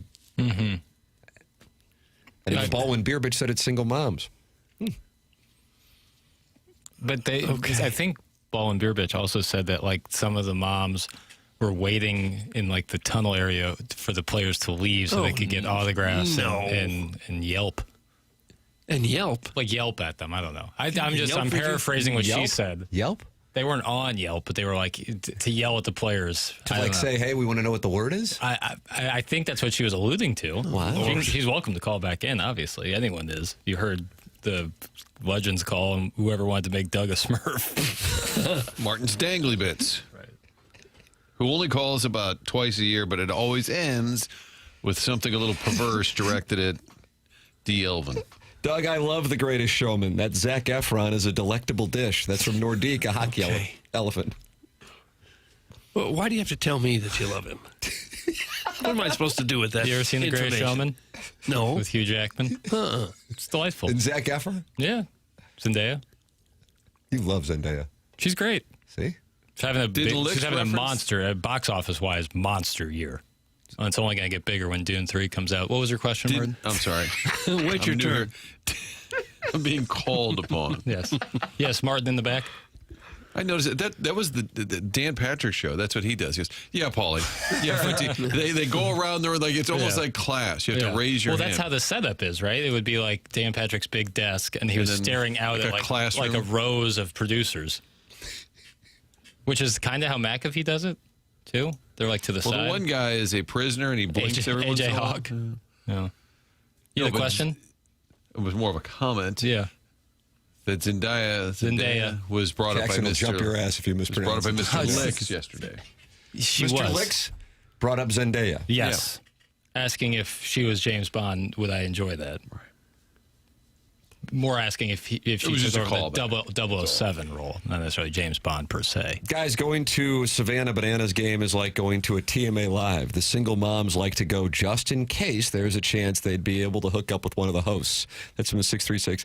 Yeah, I guess. Yeah, I've dealt with that a lot. I've been to many a TMA Live. I don't think I've ever seen a single mom. No. Or hardly any women at all. Yeah. One and or if two. they weren't happy to be there. Yeah, one or two stragglers. Yeah. There's a lady at the bar. Hey, welcome, you loyal TMA listener. No, my husband's that cheese deluxe dork. He says he loves you guys, and he made me come. We had a trucker gal once who agreed to rob and feed Chairman Kurt, right? Larry Nickel. Oh, Larry, yeah. No, Chairman Kurt got spit on. Larry Nickel got fed. That's right. Spit in, not on. I apologize. Glorious history. Yeah. And you were wearing the Cam Newton hat, right? I took the hat off for the spittle, but I wore it to the event. Oh. It's about to be fall time. That hat's Doug's coming out. bothered by when he sees Cam Newton pop up and give takes on ESPN wearing that hat. He's been canned. Yeah, he got whacked. He was at the Mizzou practice. That's right. Last week. Fight Tiger. Guys, my Uncle Dale in Lee May says tipping is for people who have fancy club fitness memberships and have backup cameras in their cars. Everyone else gets a pass. That's from Dogtown Astrovan. Huh. Well, most cars have backup cameras now, don't they? If it's within 10 years old. Yeah. Which really makes parallel parking real easy. Oh, yeah. But those are the people that are supposed to tip if you have a backup camera in your car. Yeah. Correct. If not, you're okay. Or You a don't have fancy club fitness membership. That's according to his Uncle Dale in Lee May. $10 a month, 15. Now you seem like you might be Wealth shaming. a little bit. I'll keep my mouth shut. Doug, you can get involved on the program by texting and calling and talking over in the Form Energy YouTube chat. And then, of course, emailing in for our Design, Air, Heating, and Cooling email today, the morning after, at InsideSTL.com. Scott's wrinkled ballsack, whose wife fell in love with Lisa Ann, and that was at Helen Fitzgerald's in 2023, Jackson? Yeah. Maggie O'Brien's. Maggie O'Brien's, right next to Helen Fitzgerald. Yeah, one of those Irish pubs on Lindbergh. Says, my wife was always happy to tag along for the TMA Lives, besides the audio being subpar. Oh, Always, yeah. Yeah, we struggled with that. Can't hear back here. The events were a lot of fun. That's from Scott's Wrinkled Ballsack. And Doug, his wife, nearly made out with Lisa Ann. And was that in the foyer of Maggie O'Brien's? I don't know where it was. Like the atrium that you walk in at the beginning? Correct. Yeah. And it's a hotbed. So the audio would be terrible, but then you guys would replay it the next day? That's correct. Right. It was actually a show the next day. No, that was, those were TMA Lives. The Maggie O'Brien's ones, thankfully for me, were uploaded as a podcast, so I didn't have to take out all of the naughty words. Naughty words. Is it on the skeleton? No, not if there's naughty words. Doug, I have a robin feeding video of Larry in my time hop today. Do you want to see it? That's from Beer Cats. No, I'm fine. I'm fine. Well, Larry is on the line right now, and maybe he would like to celebrate it being a decade ago that he was robin fed by an off-road trucker by the name of Rhonda at the Hot Shots over in O'Fallon. Larry, hard to believe it's been a decade since Rhonda spit food in your mouth. I know. It's been that long ago, Tim? Yep. Decade. I didn't know that. Now, did you enjoy that, or were you disgusted by it?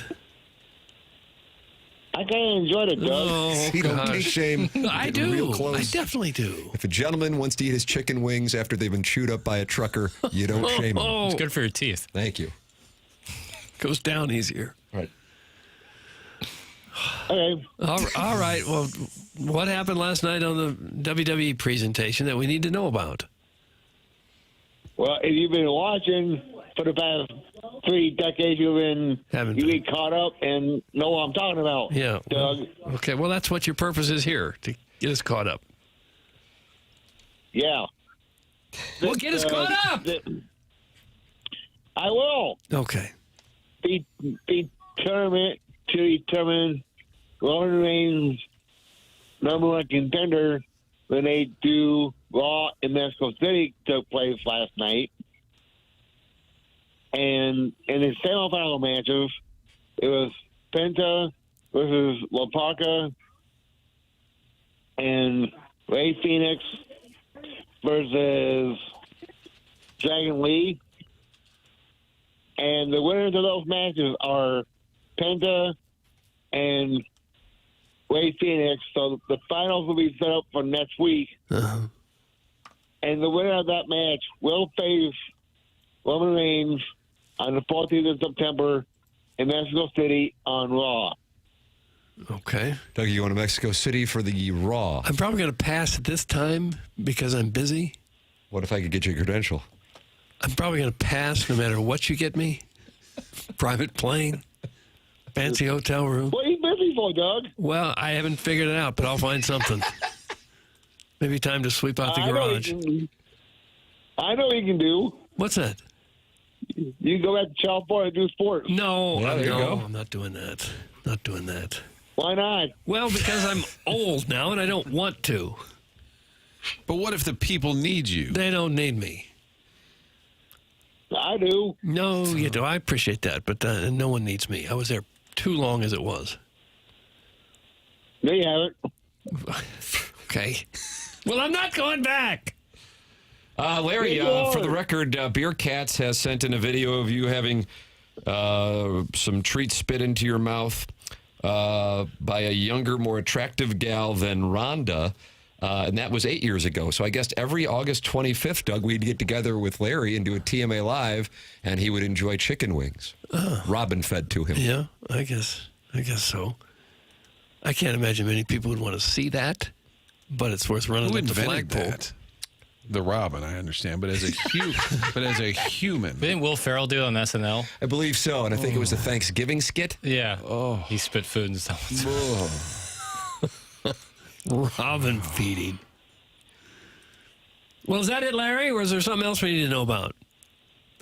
Well, there was supposed to be a tag team match between the Usos and Solo Sikoa and LA Knight, but that match got thrown out due to outside interference from Royce Keys and a tag team that got brought up from NXT called OTM. You said it was supposed to be, but there wasn't? Hello, Larry. No. Larry. Yes? You said there was supposed to be a match? Yeah, but it got started, and then toward the end, Royce Keys and OTM interfered, and the referee did not call the match off. They just threw the match out anyway. Okay, I see. All right. Sounds like they might have been late for a break. Yeah, could have been. Larry, do you have the top 5 countries in the world at your disposal? Yes, I do. Okay, let's hear him now. Number 5 would be Croatia. Croatia. Okay.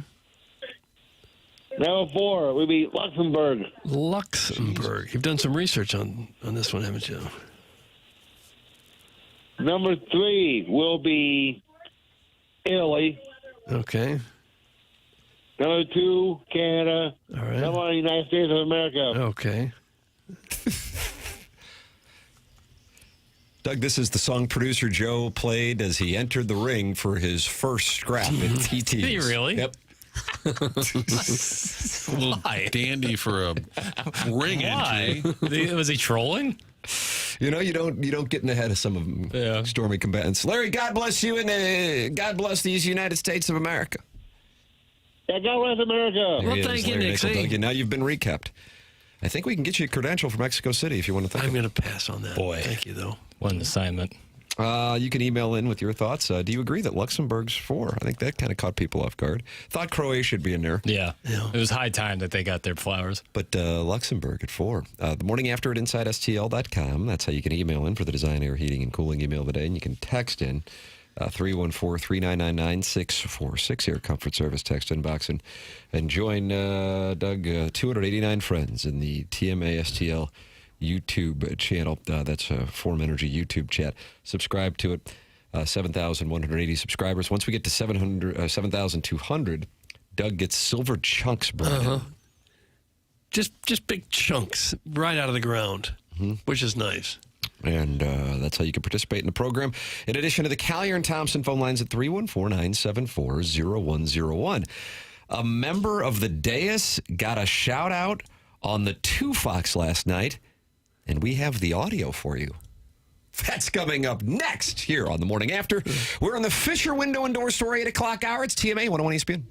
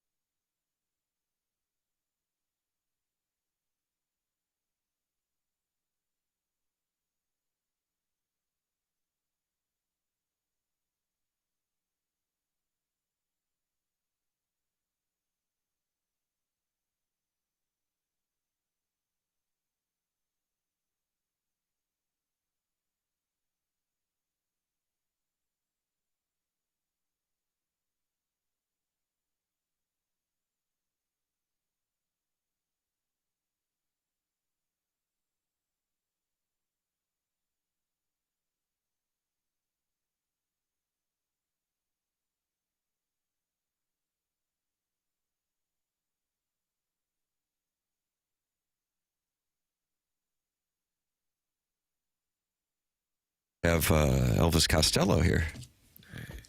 It's his birthday. What do you think he is? I'm going to say 75. I feel good about it, but I know somebody's going to say 76, and then I'm shipped. Maybe I overbid. I don't know. I'll say 75. That's what I said. Oh, 74. 73. You all lose because he's 72. Huh. Oh. And Hank Kingsley sold him his car? That's right. So funny. Or he sold Hank Kingsley his car. One way or the other. Get involved on the program. The program's called The Morning After. It's presented to you by Brown and Crouppen. 314-399-9646. That's how you can text and call in the Callier and Thompson phone lines. 314-974-0101. And then, of course, you can talk it over with other TMA listeners in the Form Energy YouTube chat. That's the TMA STL YouTube channel. Subscribe to that and talk it over. And you can email in for our design, air, heating, and cooling email today, the morning after at InsideSTL.com. The morning after at InsideSTL.com.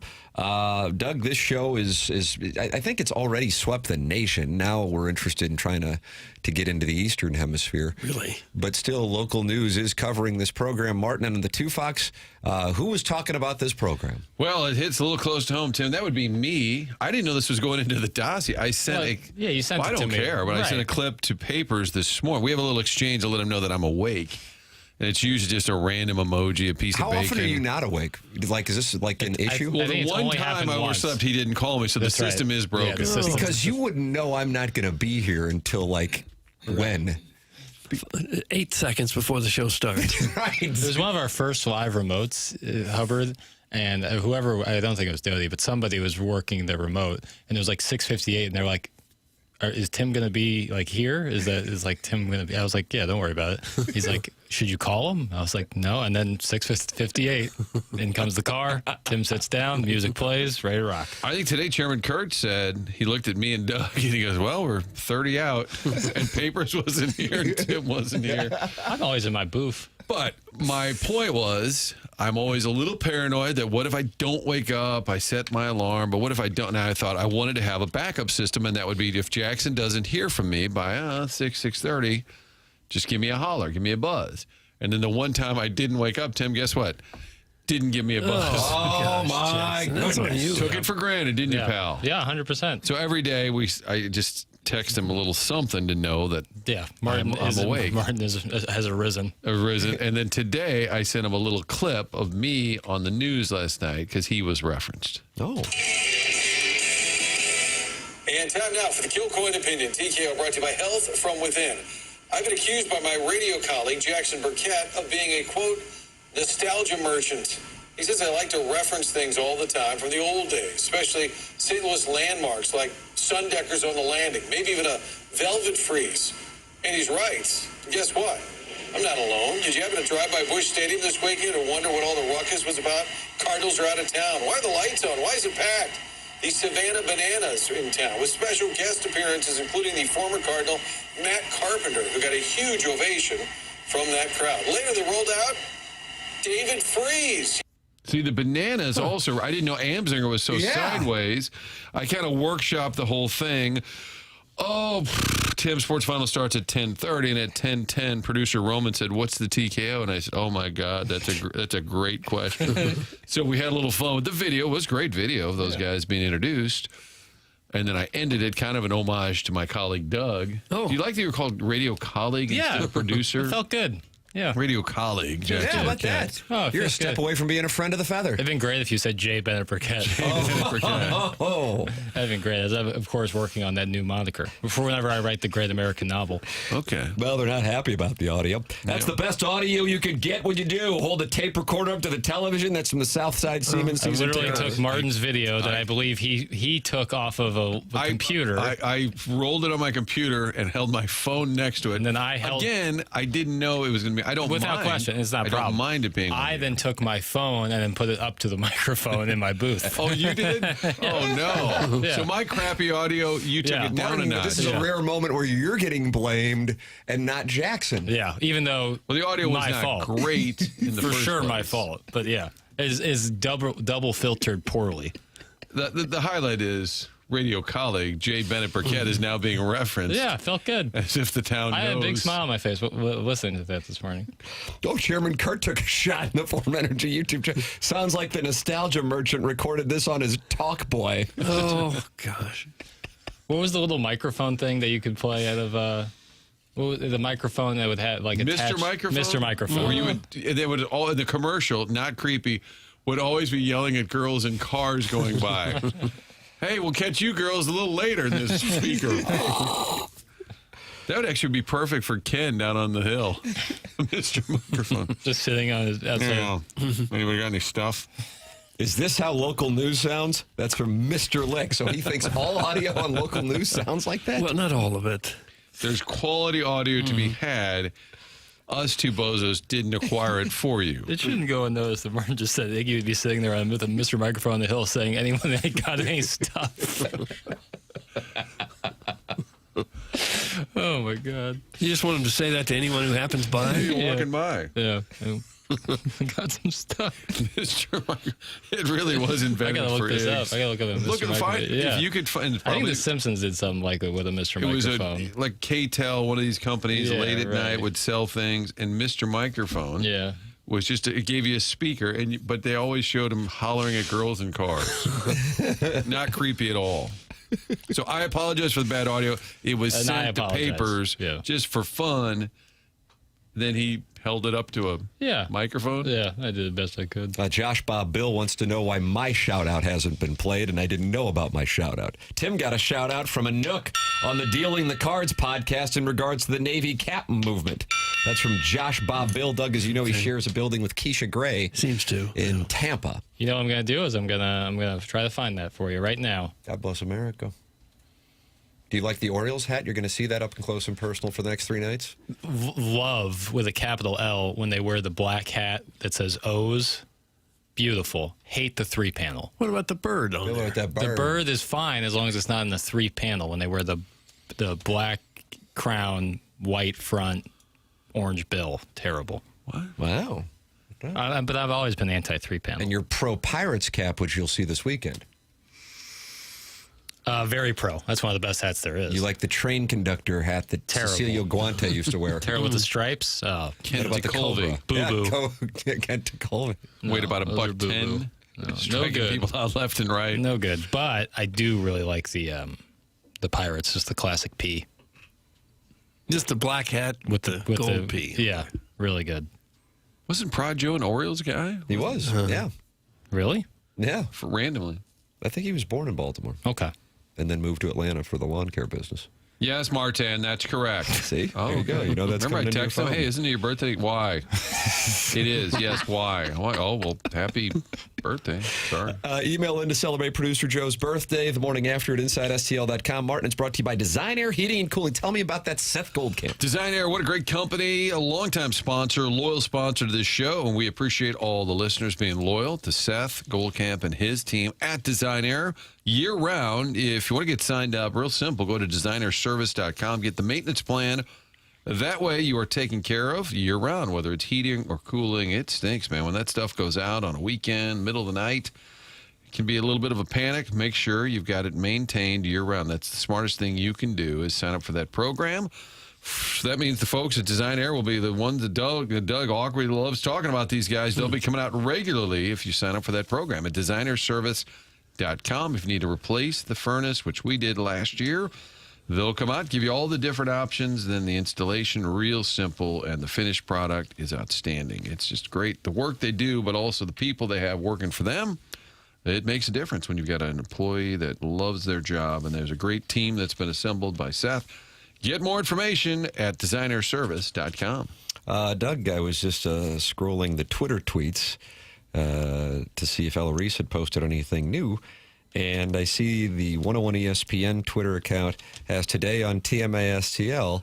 And apparently we're going to talk about the Blues offseason today. Oh, we are. I got to fill up 3 lines somehow. Did you put it in there? Of And course, then I it's do a it every picture day. of Pedro Pages, doing a fist pump? You just kind of stand there. I literally put I don't know what to tell you. I put takes 2 seconds of my. This wasn't a prosecution. It was an certainly. observation. No, yes, that I put out the tweet. This is my job. So and- if you could see into the future and you had to tweet in the morning, you would say, the boys talk steak, Papers gets a shout out. Right. And single moms at the Savannah Banana. Guy named Greg calls in. Like, this is something that's been done on 101 for a long time. I understand. And for shows like PK and Ferrari and the Fast Lane, they do actual show prep. Oh, Doug, Doug, did you just hear what this guy said? We got nicked. We kind of roll the ball out and half stretch our quads and then start running, start playing pickup. So it's harder for me. So I just put in some baits. So we don't have a guest today. So it's like blues off, whatever, you know. But here's Anouk talking about Anouk, Anouk talking about fans clearly indicated to you in that survey the Navy caps on the road was a preference. And so how did that all come to be? Yeah. So when I first got here, it was probably Tim McKernan was the first person to bring it up to me. And he wanted to know if I had any input on that. And so it kind of came up. I never appreciated how strongly people felt about it because it wasn't like a topic that if I was talking to fans that was like the first thing they brought up. So there you go. Deal on the Cards podcast. Okay. Big shout out to Tim. And Josh Bob Bill. And who shares a building with Keisha Gray. Doug Deal on the Cards podcast is it's got 6,500 followers. Tip of the cap to Deal on Cards podcast. Yeah, 2 young guys. Is that right? Yeah. I see it's Josh Jacobs, Sandy McMillan, and Andrew Wang is who I see responsible for it. Yep. And you wanted to cut out one of those people, it sounds like, because you said 2. Well, on the Only interview, 2 on this particular whatever this episode is. But good on Anouk for coming on that program as well, being available to talk to all outlets. What's the Cardinal record with the Navy caps? Have we checked that? When they start? I think the 2 Cup World Series? Championships. We had the road trip. All right. It's 3-1, 3-2, 4-2, 4-3. Well, on the road trip. 5-3. But that one game, it didn't. Well, they're 5-6. So it's a disaster? They didn't win the one. Knocked them right out of the playoffs.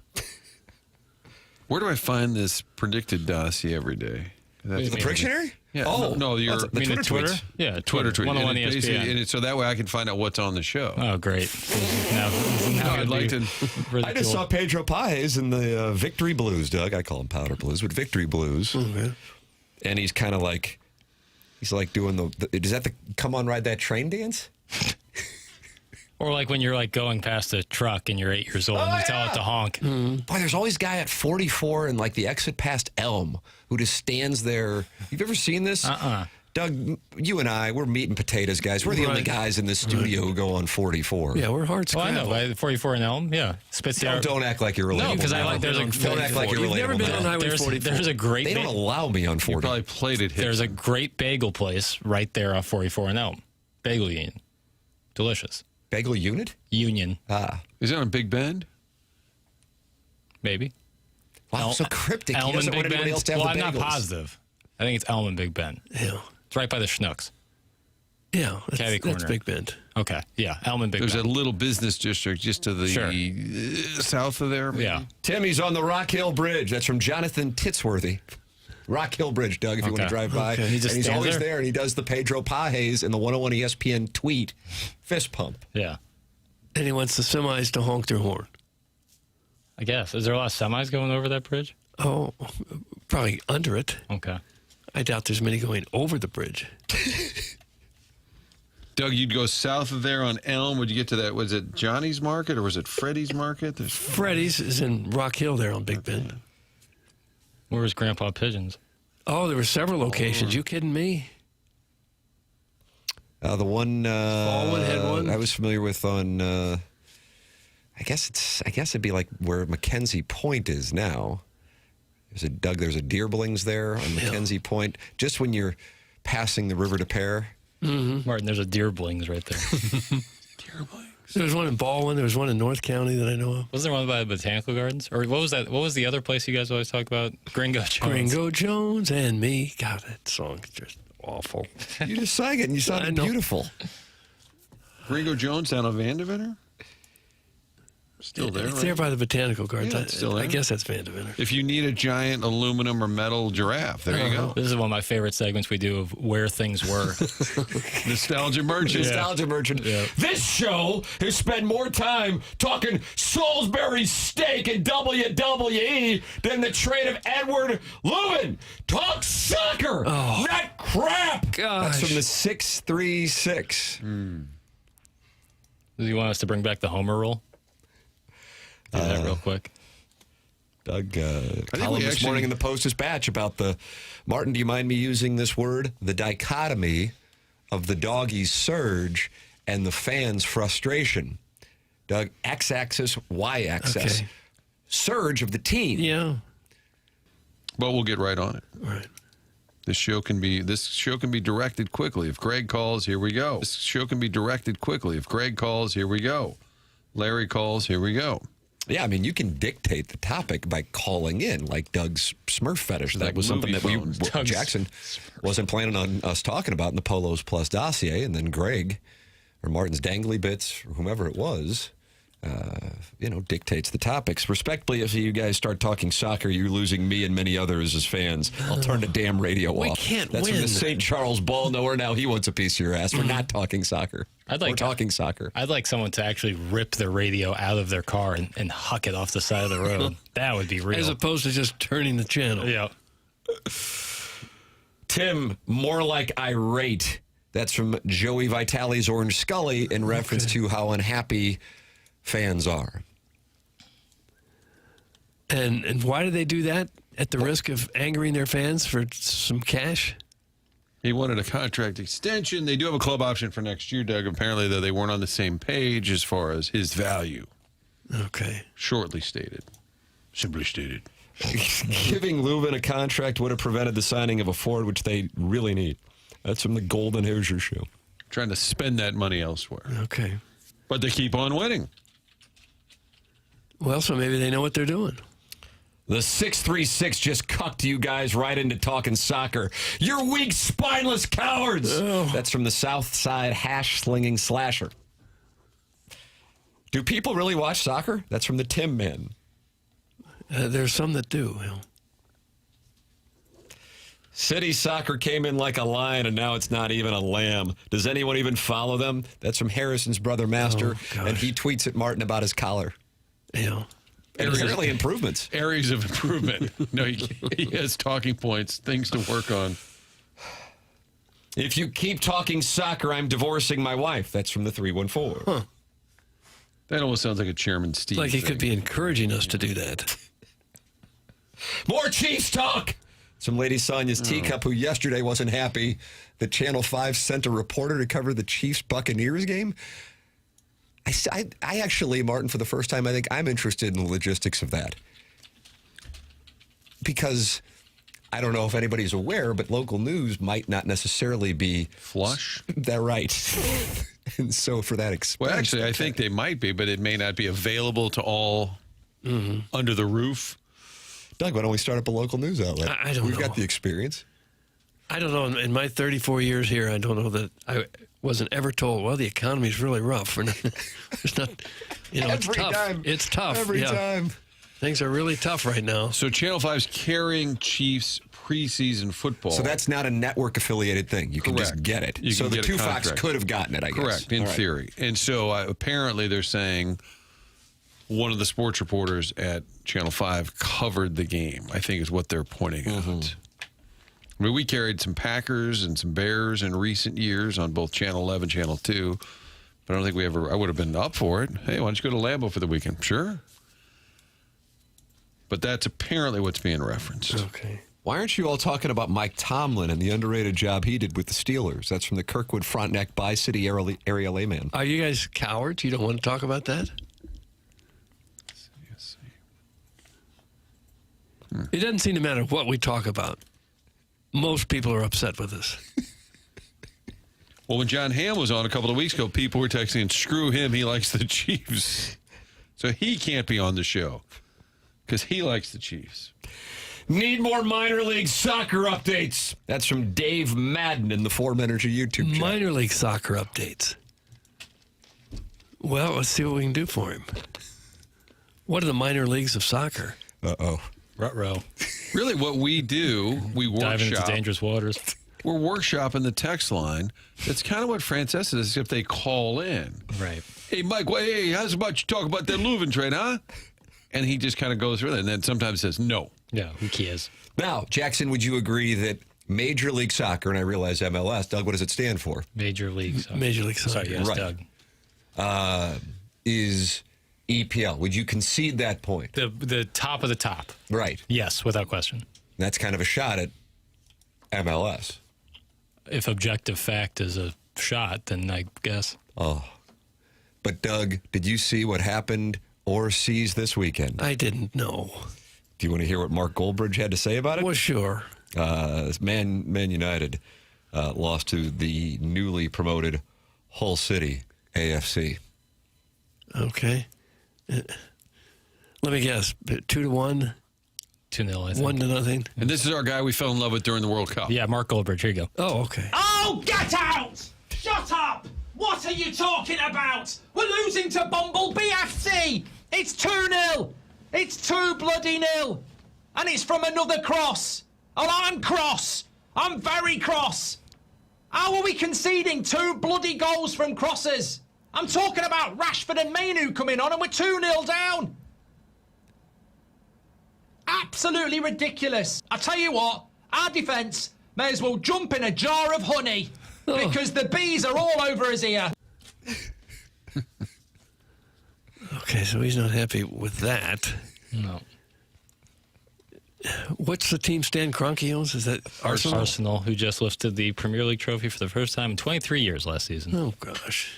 Why does he win everything? That guy. Did you see our golf crowds? Oh, well. Maybe he'll bring the Rams back. That'd be a hard sell in L.A. Sorry to announce we're moving back to St. Louis because they had some pretty darn good crowds at a golf tournament in St. Louis this weekend. Boy, they'd be upset. Why aren't you talking McClure football? You guys call yourselves a sports station? McClure. Manupal eligible. Okay. I call Cardinal Vending a solution to your office break room issues. That's Daddy Padre's family-owned and operated business with 3 generations working in the business, proudly serving the St. Louis area since 1987. It's online at cardinalvending.net. I would imagine a lot of you in the listening audience go, yeah, it would be nice to have the options of some salads, wraps, sandwiches, fruit, protein snacks, healthier options, plus all your favorite beverages and snacks in the break room. Well, Cardinal Vending can handle that for you. They handle everything from installation and setup to stocking, maintenance, and ongoing service. Whether you're opening a new office, replacing an outdated vending company, or simply want a better break room experience for your employees, Cardinal Vending can customize a solution for your business. No need to go out and get lunch when you've got the solution right there in the office, and Cardinal Vending can take care of everything for you. Go to cardinalvending.net. That's cardinalvending.net, or call 636-343-8866. That's Cardinal Vending, online at cardinalvending.net. 8:46 in St. Louis. Time check brought to you by Clarkson Jewelers. The program is called The Morning After, and it's presented to you by Brown and Crouppen from the Stiefel Studios on 101 ESPN and the TMA Steel YouTube channel.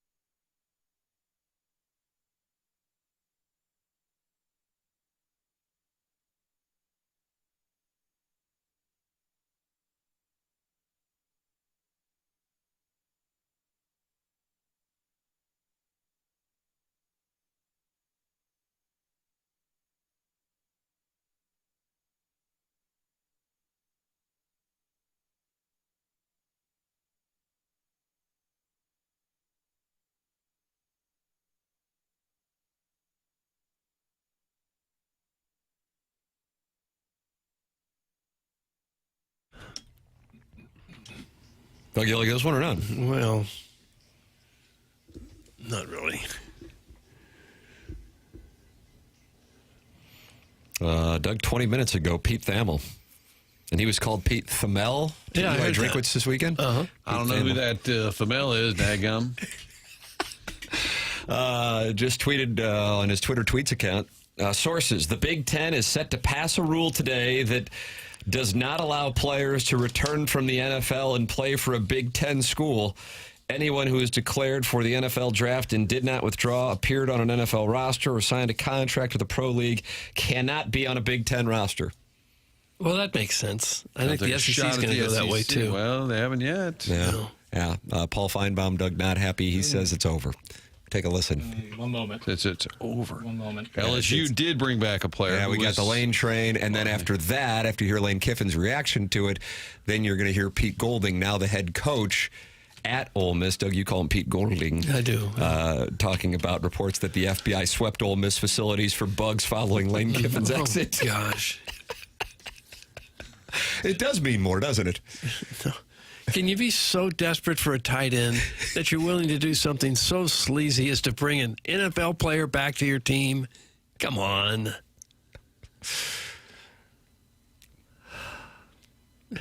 The system is so stupid right now that it's a good thing college football is as popular as it is, or, you know, it runs the risk of turning off a lot of fans. I don't think it will, but the system is just incredibly stupid.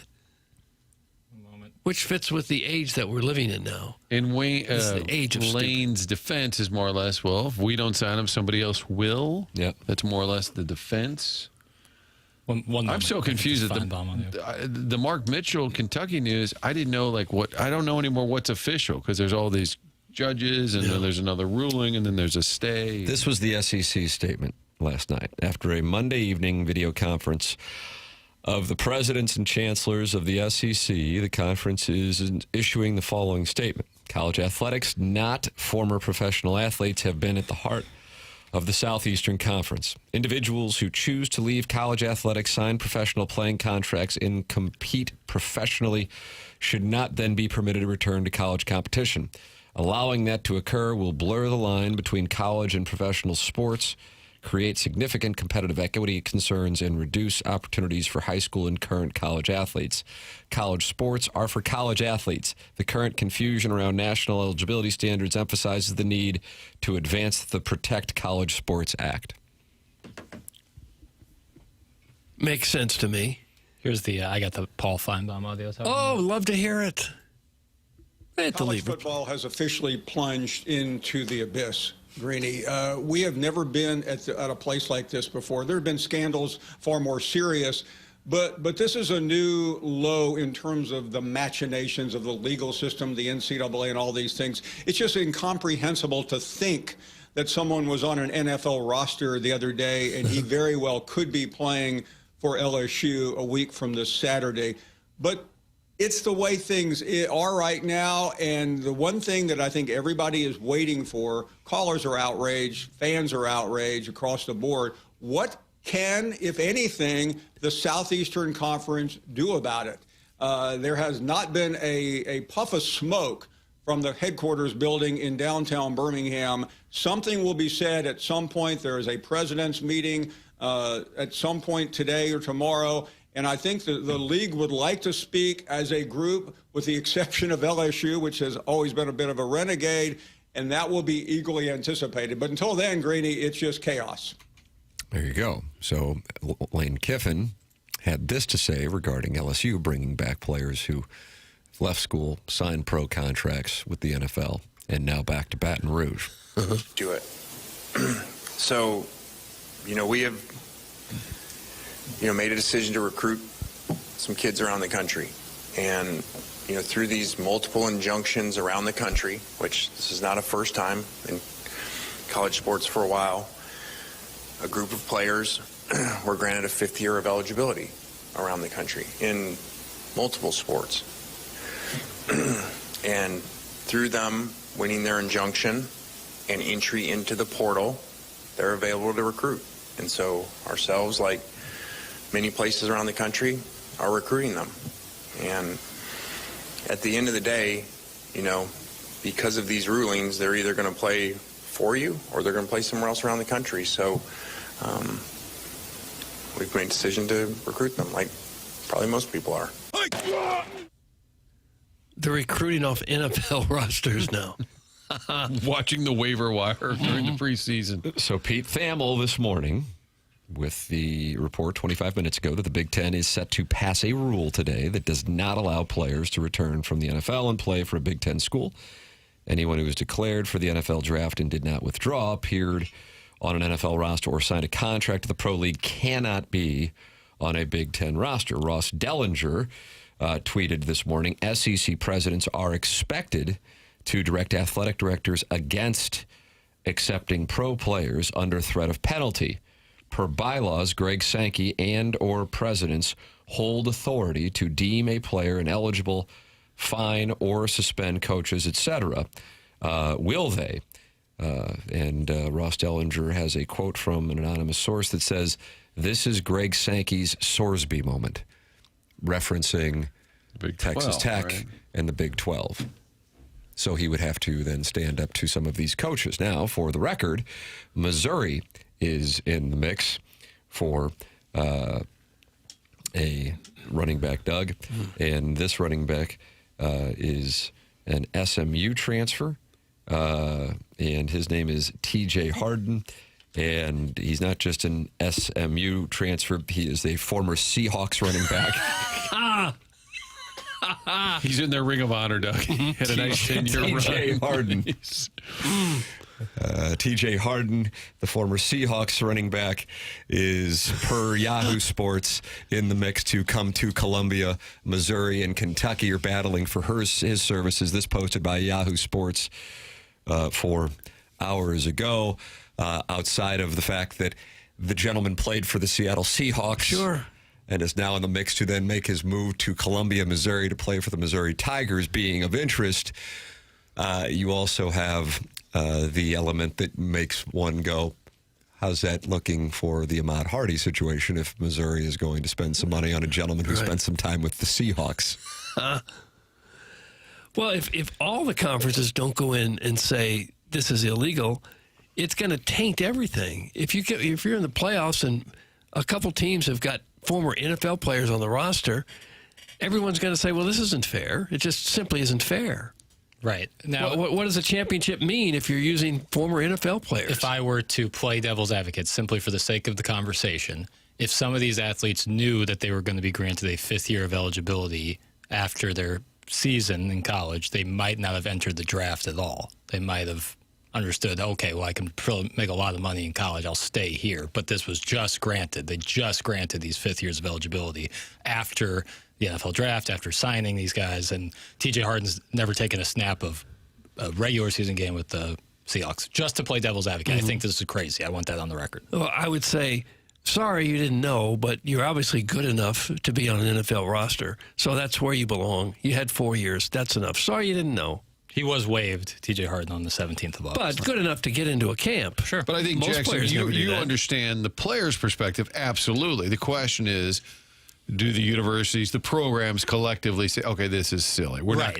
And then it gets to enforcement, which is why the NCAA has no enforcement. Right. That's what the government is trying to get involved. Right. The whole Protect College Sports Act. Protect College Sports Act. But within each conference, that's where maybe they could say, hey, we have the collective authority here, the SEC. We can say ineligible. But to Doug's point, it would take all of the conferences being like, no, you can't. They're all do going to this. have to. Otherwise, Well, but if the SEC says we're not allowing it, but then you go, okay, then they're all going to the Big Ten. Well, the Big Ten said we're not. Right. That's what I'm saying. Because all the talent would go somewhere. You got to uniformly make that decision. Yeah. About the time Patrick Mahomes hits Travis Kelce for a game-winning touchdown in the Rose Bowl, everyone's going to say, this is just stupid beyond belief. How could it possibly have come to this? That's kind of where we are now, I think. Well, no, these guys didn't play in the NFL. They were in camp, were on rosters, but they had didn't their play. 4 years. You're talking about multiple-time MVPs. They had their times in college. It's time to move on. I agree. You signed a contract, so that's it. Your college career is over. I'm with you. LSU has Lane Kiffin coaching football, and then Will Wade, who left in disgrace, is now back. as the basketball. Correct. Yeah. So LSU is like, we don't care. Yeah. Then along the lines of perhaps thinking that this might be ludicrous, you have Ole Miss hiring the FBI, or bringing in the FBI, to sweep for bugs. The executive director of Ole Miss's NIL Collective said the FBI searched the Rebels football office for recording devices after Lane Kiffin left for LSU. Walker Jones, who co-founded the Grove Collective, told the Assorted Crackers podcast. Oh. Is that what this show loosely is? More or less. That the FBI searched for bugs in the football offices at the Manning Center once Kiffin headed to LSU after guiding the Rebels to an 11-1 record in the regular season. Here is some audio. Take a listen, Doug. Is this Pete Golding? Pete Golding. There's a story over the weekend that Walker Jones told about having the FBI come in through the Manning Center and sweep the room for bugs after Lane left. Just was that? I think any bowl game playoff system, obviously you're going to up security. I'm not sure that there was a hiring process of here we go with the FBI.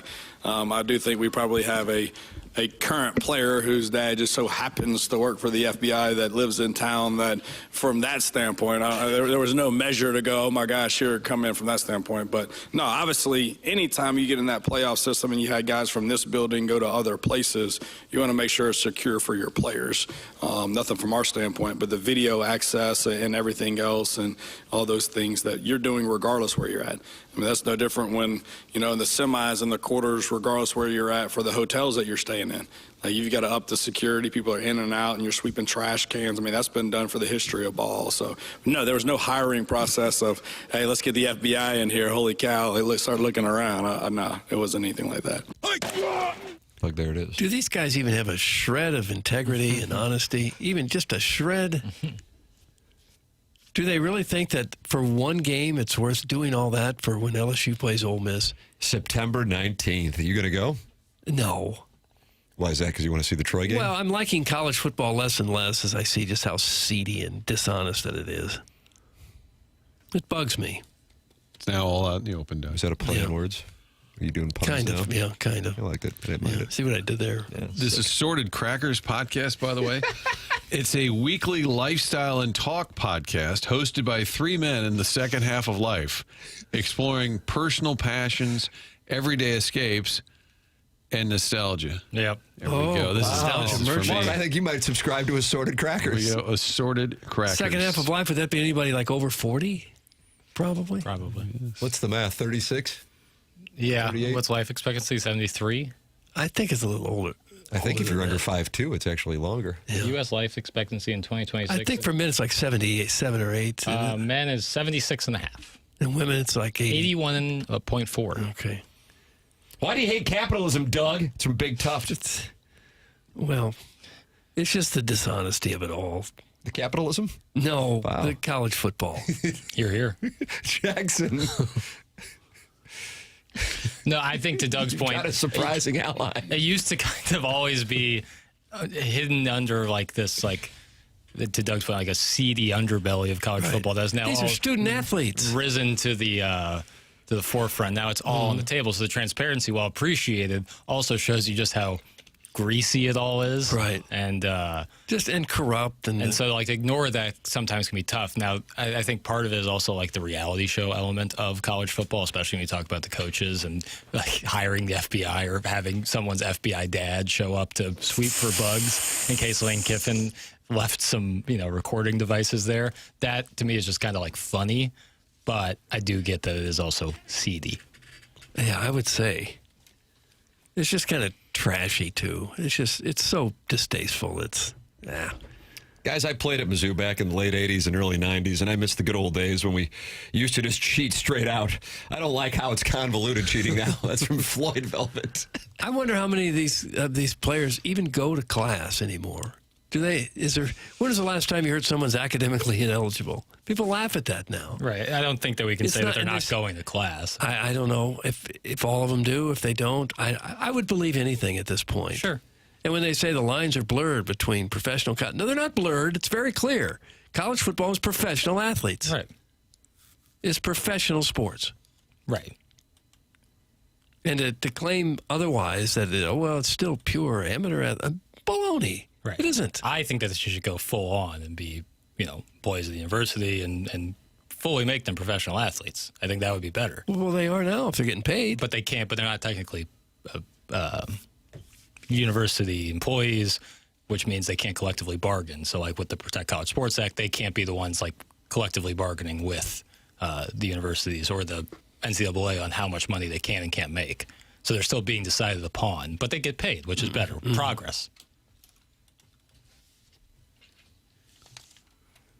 I wouldn't think the 26-year-old super seniors are going to class, Doug. That's from Felix Seymour Doffman. No. The kid on my D2 golf team was ineligible with a .8 GPA 2 years ago. That's from Jenna. Was he?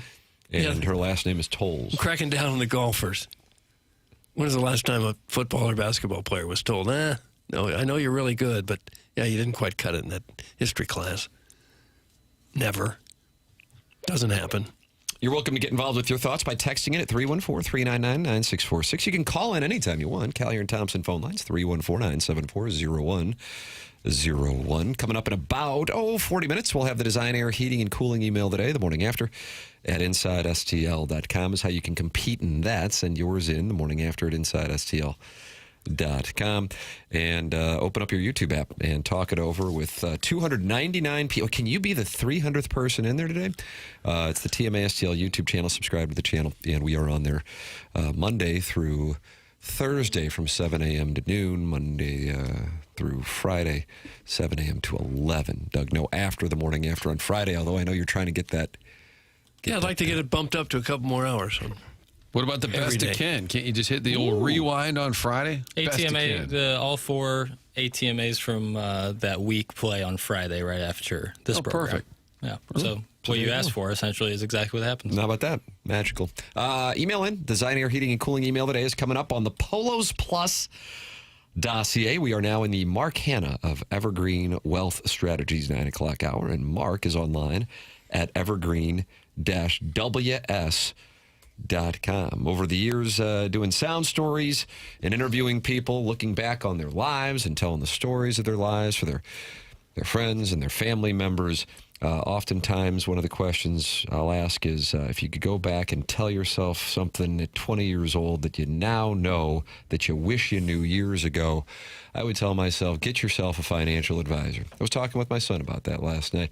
The importance of making sure that you are paying attention to your money and how important it is to start at a younger age, because then that money can compound and you have spending and saving habits that can lead to greater success and life happiness. Well, that's what Mark Hanna does for people. He is a really smart guy. He's a really good person, and he can set you on the right path no matter what age you are. Go to evergreen-ws.com. That's evergreen-ws.com, or call 314-889-0503. That's 314-889-0503. Somehow, Mark Hanna has the ability to make you feel better about your situation and life in general just by talking to you. It's an incredible gift, and that is why I speak so highly of him. 314-889-0503, or go online at evergreen-ws.com. The program's called The Morning After. It's presented to you by Brown and Crouppen on 101 ESPN.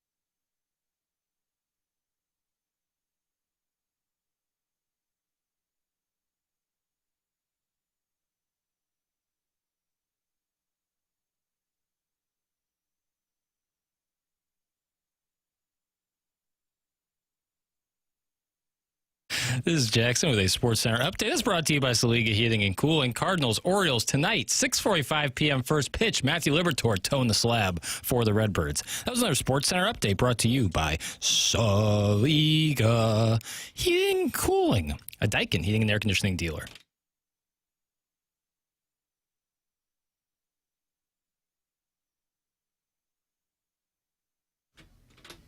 Oh, Jackson's an Ella fellow. Reputed. Let me ask you this, and I want to make this clear. Number one, man in love. Yes. Number two, Marty monogamy. Both are accurate. But let's say you're at Bricktops on a Friday evening at 7 o'clock. That's right. Meatloaf. Oh, yeah, good call. Gentleman at the bar. And you've got like an ascot on. And on your left, Ella comes up to you and says, "Can I buy you a drink?" But then, I mean, at the exact same time on your right, Casey Musgraves comes up and asks you if she can buy you a drink. Right.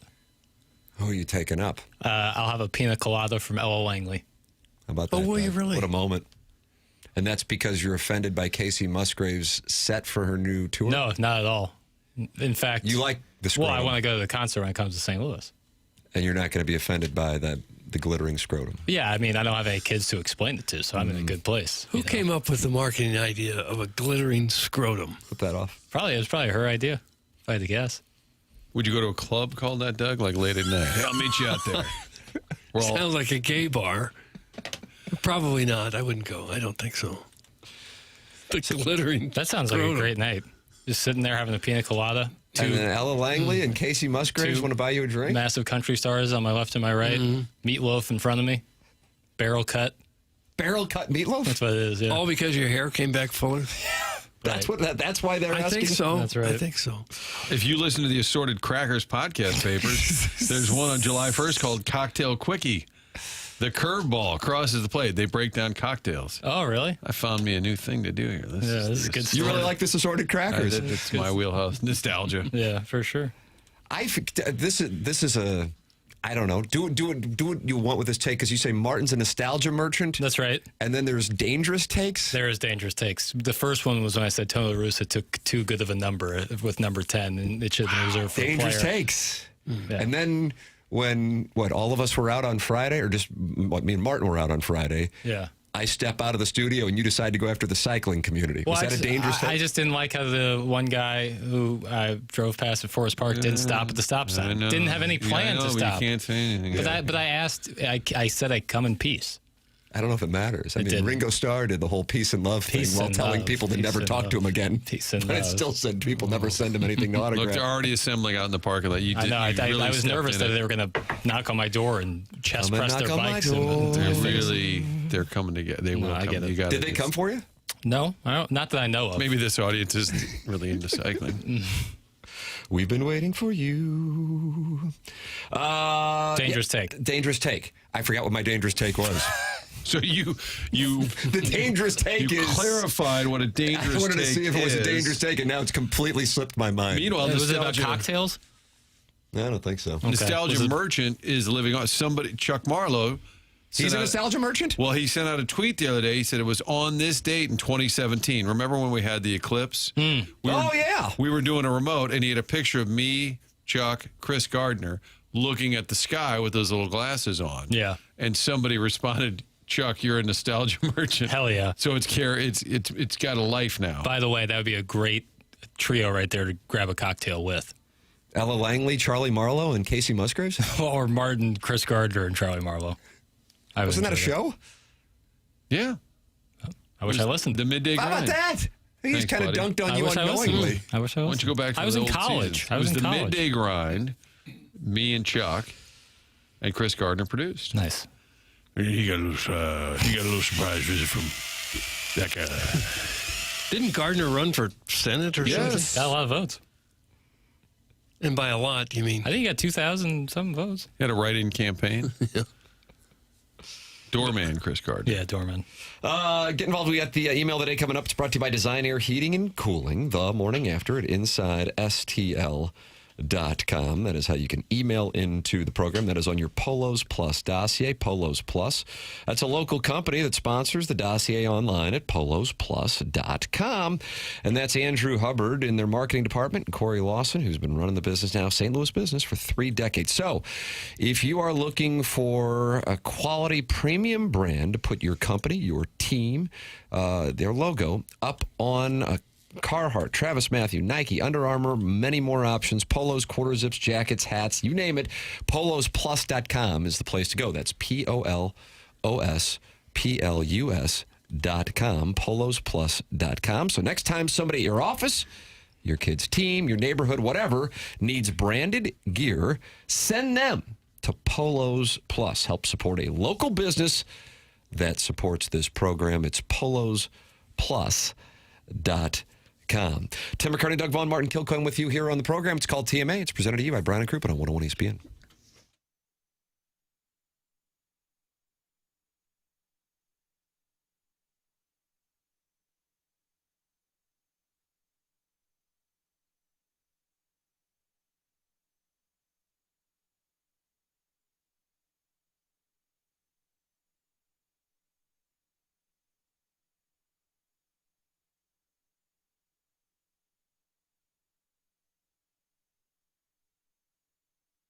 Michael's Flooring has been family and locally owned for over 30 years. He takes pride in helping and making sure that his employees are happy and making a great living. Go online right now at igotfloor.com, and you can get 3 samples free from Proximity Mills. His passion is flooring, and when you order from him, he wants you to have the best experience for the best price. That's why he's making sure he gets the best installers and giving them $7 a square yard, which is incredible compensation in this industry. Just come in or talk to them, and you're going to see the difference. They want to make sure they suggest the best thing for you, not pushing what corporate's telling them they have too much of. There is a reason that Michael's Flooring has continued to grow through the 31 years.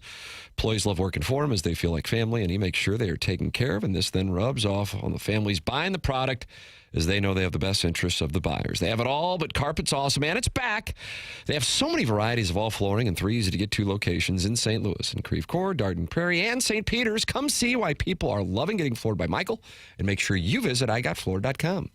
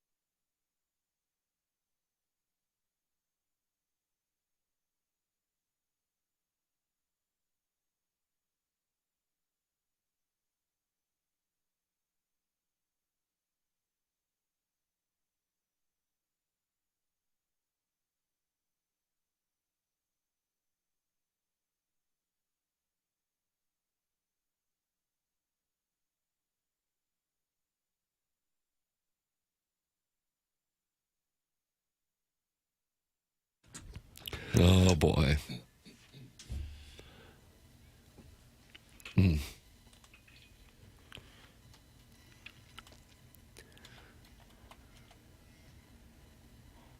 Doug, tell me you don't like this.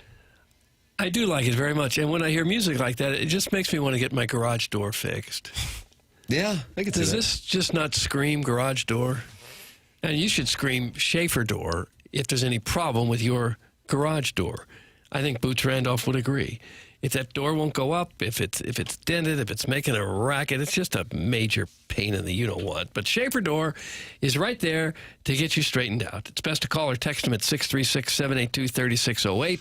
Easier to remember the website, schaeferdoor.com. They service all kinds of garage doors, and they do new installs with LiftMaster. LiftMaster garage door openers are strong, quiet, and yes, sir, they are versatile. They also have that special Monday morning standby service for doors that break over the weekend. For whatever reason, that's usually when they go bad, but Schaefer Door is ready. They've got extra people ready to go on Monday morning to get you taken care of. They also service those giant commercial doors.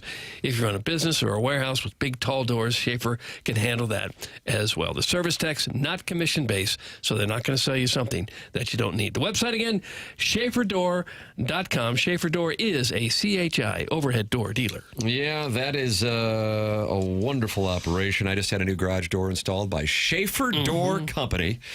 And I can't say enough good things about that new garage door that we had installed just a couple weeks ago by Jason Gassrow and Schaefer Door Company. Design, air, heating, and cooling email of the day coming up in about 20 minutes here on TMA. Jackson had this in the Polos Plus dossier. Chris Vanini of The Athletic. Chris Vanini. Basketball guy? Football Today, Martin. Football guy. Has ranked all 138 FBS schools. And Doug, let's start. What do you think he... Start from the bottom, please. We're going to rank them, how they're going to finish this year? No, we're not. Chris Vanini. Oh, gosh. Sorry, done for Why us. would we care what this guy thinks? 138, Doug. Mizzou has played this team in the last couple of years. Who's going to be the worst team? You have a different... You're down at 138. I'm up at 1. Oh, okay. Well, whichever way you want to do it.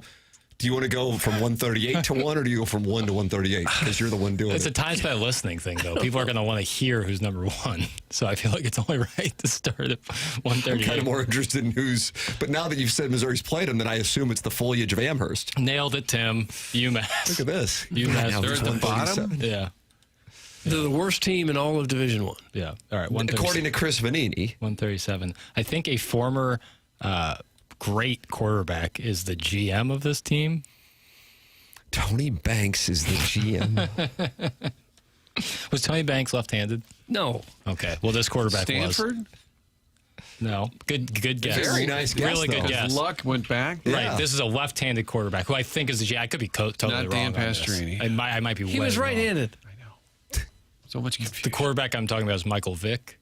Remember we were talking about Virginia Tech. No, he went to Virginia way Tech. small. Sacramento State. Sacramento State is correct. I didn't know that they qualified. Well, Wasn't he the coach somewhere recently? How does in Amherst Virginia? look themselves in the mirror? well, their 0-12 season last year might have done that to him. No. They came to Columbia and didn't escape with a W. So Michael Vick is the GM of Sacramento State? Is that right, Kurt? No, he's the head coach of your favorite squad, the Norfolk State Yeah. Spartans. So I wasn't even close. No. I knew what you were doing, but East Coast, West Did he have Coast. anything to do with Sacramento State? At least he was left-handed. Yep. Okay. East Coast, West Coast, GM, head coach. Number 136. Who is? This town might be getting an NBA team, much to our chagrin. St. Louis? No, but because the UMKC. owner also owns a team in the state. The owner of the Trailblazers. Oh. North Carolina is the state. That's Yeah. about to fire. Wofford Something across or the something. studio at your head. And we're supposed to pick a college We that's don't have to. We horrible can football team. I don't care. Do whatever we want. Is this Tim? There's segments listed. just have in to the leave by dossier. 11. That are just empty. Well, no. We often have a subheading, and there is one called "Other Stuff." Yeah. And what's under other stuff? Martin's that thing was about me. How about Coastal York. Carolina Chanticleer? Jed No, good York and guess. Martin in the same Charlotte 49ers. Charlotte 49ers. I didn't know they played. Okay. Dirty D and the Garbage Man likes it. He says, these are my favorite segments, Jackson, and that's why he has blue feet. Is the suspension over, Doug? How about the giveaway last week? The prize giveaway? Oh, the trivia? Favors had one good question, and as soon as they missed, we realized folks would look it up and then immediately have the answer, and then we were back to ground zero. Yeah, that's tough. Just for the record, Doug, because now it doesn't look like we're going to do all 138. Oh, thank God. He has Indiana at number 1. And he says the national champions are disrespected by their number 6 ranking in the preseason coaches and AP polls. He has Ohio State 2, Georgia at 3, and Oregon at 4, Notre Dame at 5. So 4 of the 5 teams are not SEC schools. And then 3 of the next 5 are Texas, Miami, LSU, Texas Tech, and Oklahoma. And you're sitting there going, well, where are the Fighting Tigers of Missouri? And that's why people are not happy with Chris Vanini on Tiger Board, because Chris Vanini has Missouri all the way down at 35. Oh, no. Does 35? that give you pause? Does that give you pause? He's got Illinois at 30. Okay. Got Beamer ball ahead of the Tigers, Jackson. It's nonsense. But in fair, like, people are so high on Lenora Sellers that I feel like people have forgotten about him. Really? Yeah. I see a lot about him. Is that right? I think he's a trendy Heisman finalist, kind of. Maybe not even dark horse. Maybe just trendy Heisman finalist. I don't think so. You should have been lower. They were a one-hit wonder. That's from In DeBoer We Trust. Okay. I disagree. I think people. It was 2 years. Yeah, they were really good for 2. And last year they were incredible. Yeah. So I don't know. I would not bet against the Hoosiers until Kurt Signetti gives you a reason to bet against them, and he has yet to do so. I don't like Mizzou being number 35. I don't either. Is it possible they could go out and get Josh Allen? I'm going to find Chris Bonini or whoever the hell he is and hold him accountable. I'm so mad. That's from Shrimply Pipples, Doug, who sends in pictures of his wife. Okay. And why would he be so upset? Because Chris Vanini has Missouri at 35. Well, yeah, but don't let that bug you, all right? I saw that Josh Pate had Mizzou at 6-6, and Chase Daniel was upset. Oh, is that right? Yeah. What was that, like a Twitter tweet thing? Twitter. It might have been a sketch and a bit because they were going to be together on a show or something. It might have been a sketch and bit, but apparently Josh Pate's at 6-6. Felt both sketchy and bitty. And you consider that hacky? Well, you got to fill some time sometimes. You got to stretch. This is what was SVP and Stanford Steve call it talking time. This is talking time. This is talking time, talking season. Oh, that was the dangerous take? I don't think it's a dangerous take, though. Okay, I'm glad it's we're here. It's an observation. I usually, and I don't know where, because Doug, you're not a podcast guy. Martin, are you a podcast guy? I'd say a little here and there, but nothing consistent. And Papers and I are podcast guys. Big time, yeah. And occasionally I'll go Audible. And right now, if it is indeed talking time, my podcasts are just awful right now. Yeah, I think a lot of people are. I know Stanford Steve and SVP are taking a break. That's for a one. Week. So I'm in podcast recommendation mode. Right. That's why Iggy sent you the Abella Danger podcast. You know what? Actually, that might be my solution. There you go. That actually might be. Thank you, Ken. Yeah. Martin, how many times a day do you say it? Or Kansas, or eventually Florida? So the ones that are going right now, it's not worth taking in. It's just like we're going to rank brands. We don't know. We'll have an idea within a few weeks. That'll certainly happen, but yeah. But I mean, I'm not even talking to college. I'm just talking in general. I don't know. So so I don't know if August is a bad time for podcasts. That's the general. I don't even know what you would. I don't think that's a take. No, it's. Yeah. I guess I'm essentially looking for. Hey, could you give me a couple podcasts to listen to? I was driving out here today, and I'm like, I don't know what to listen to. Greg Olson, I enjoyed his podcast on youth sports. I don't know. I guess maybe he's kind of in the I'm shutting it down mode. Mm-hmm. I don't know. Yeah, I think a lot of people because now he has people hosting. I guess interns asking him questions. It's also it's all speculative sports talk right now. Like there's nothing like baseball. And that's why it's called talking time. Yeah, like baseball. I mean, there's so many teams still alive for a playoff spot, much to some people's chagrin. What do you mean by some people's? The person sitting across from me. Standing. A-hole. But yeah, college football hasn't started. The NFL hasn't started yet, so it's all speculative. There's just nothing to truly break down at the moment. I think, unless you're previewing. Tim, why do you hate Chicks in the Office? That's from the TMA Reddit Insider. Jackson, that's a Barstool podcast. Yeah, I guess I don't listen to it. Sounds like that I was saw, dismissive. and I looked it up now to remind myself. Kurt Warner, who's active on Twitter, He said, this week on So Tell Me, Dad, that's the name of the show, we talked the innate mentality that perhaps set me apart from others in my pursuit of greatness. So it looks like maybe one of his kids interviews him. I'm not sure. So tell me, Dad. Oh. But he talks about how great he was. Oh, is that right? Yeah. That's QFTA. Yeah, more or Tim less. does a show today. This is how great I am, and here's why.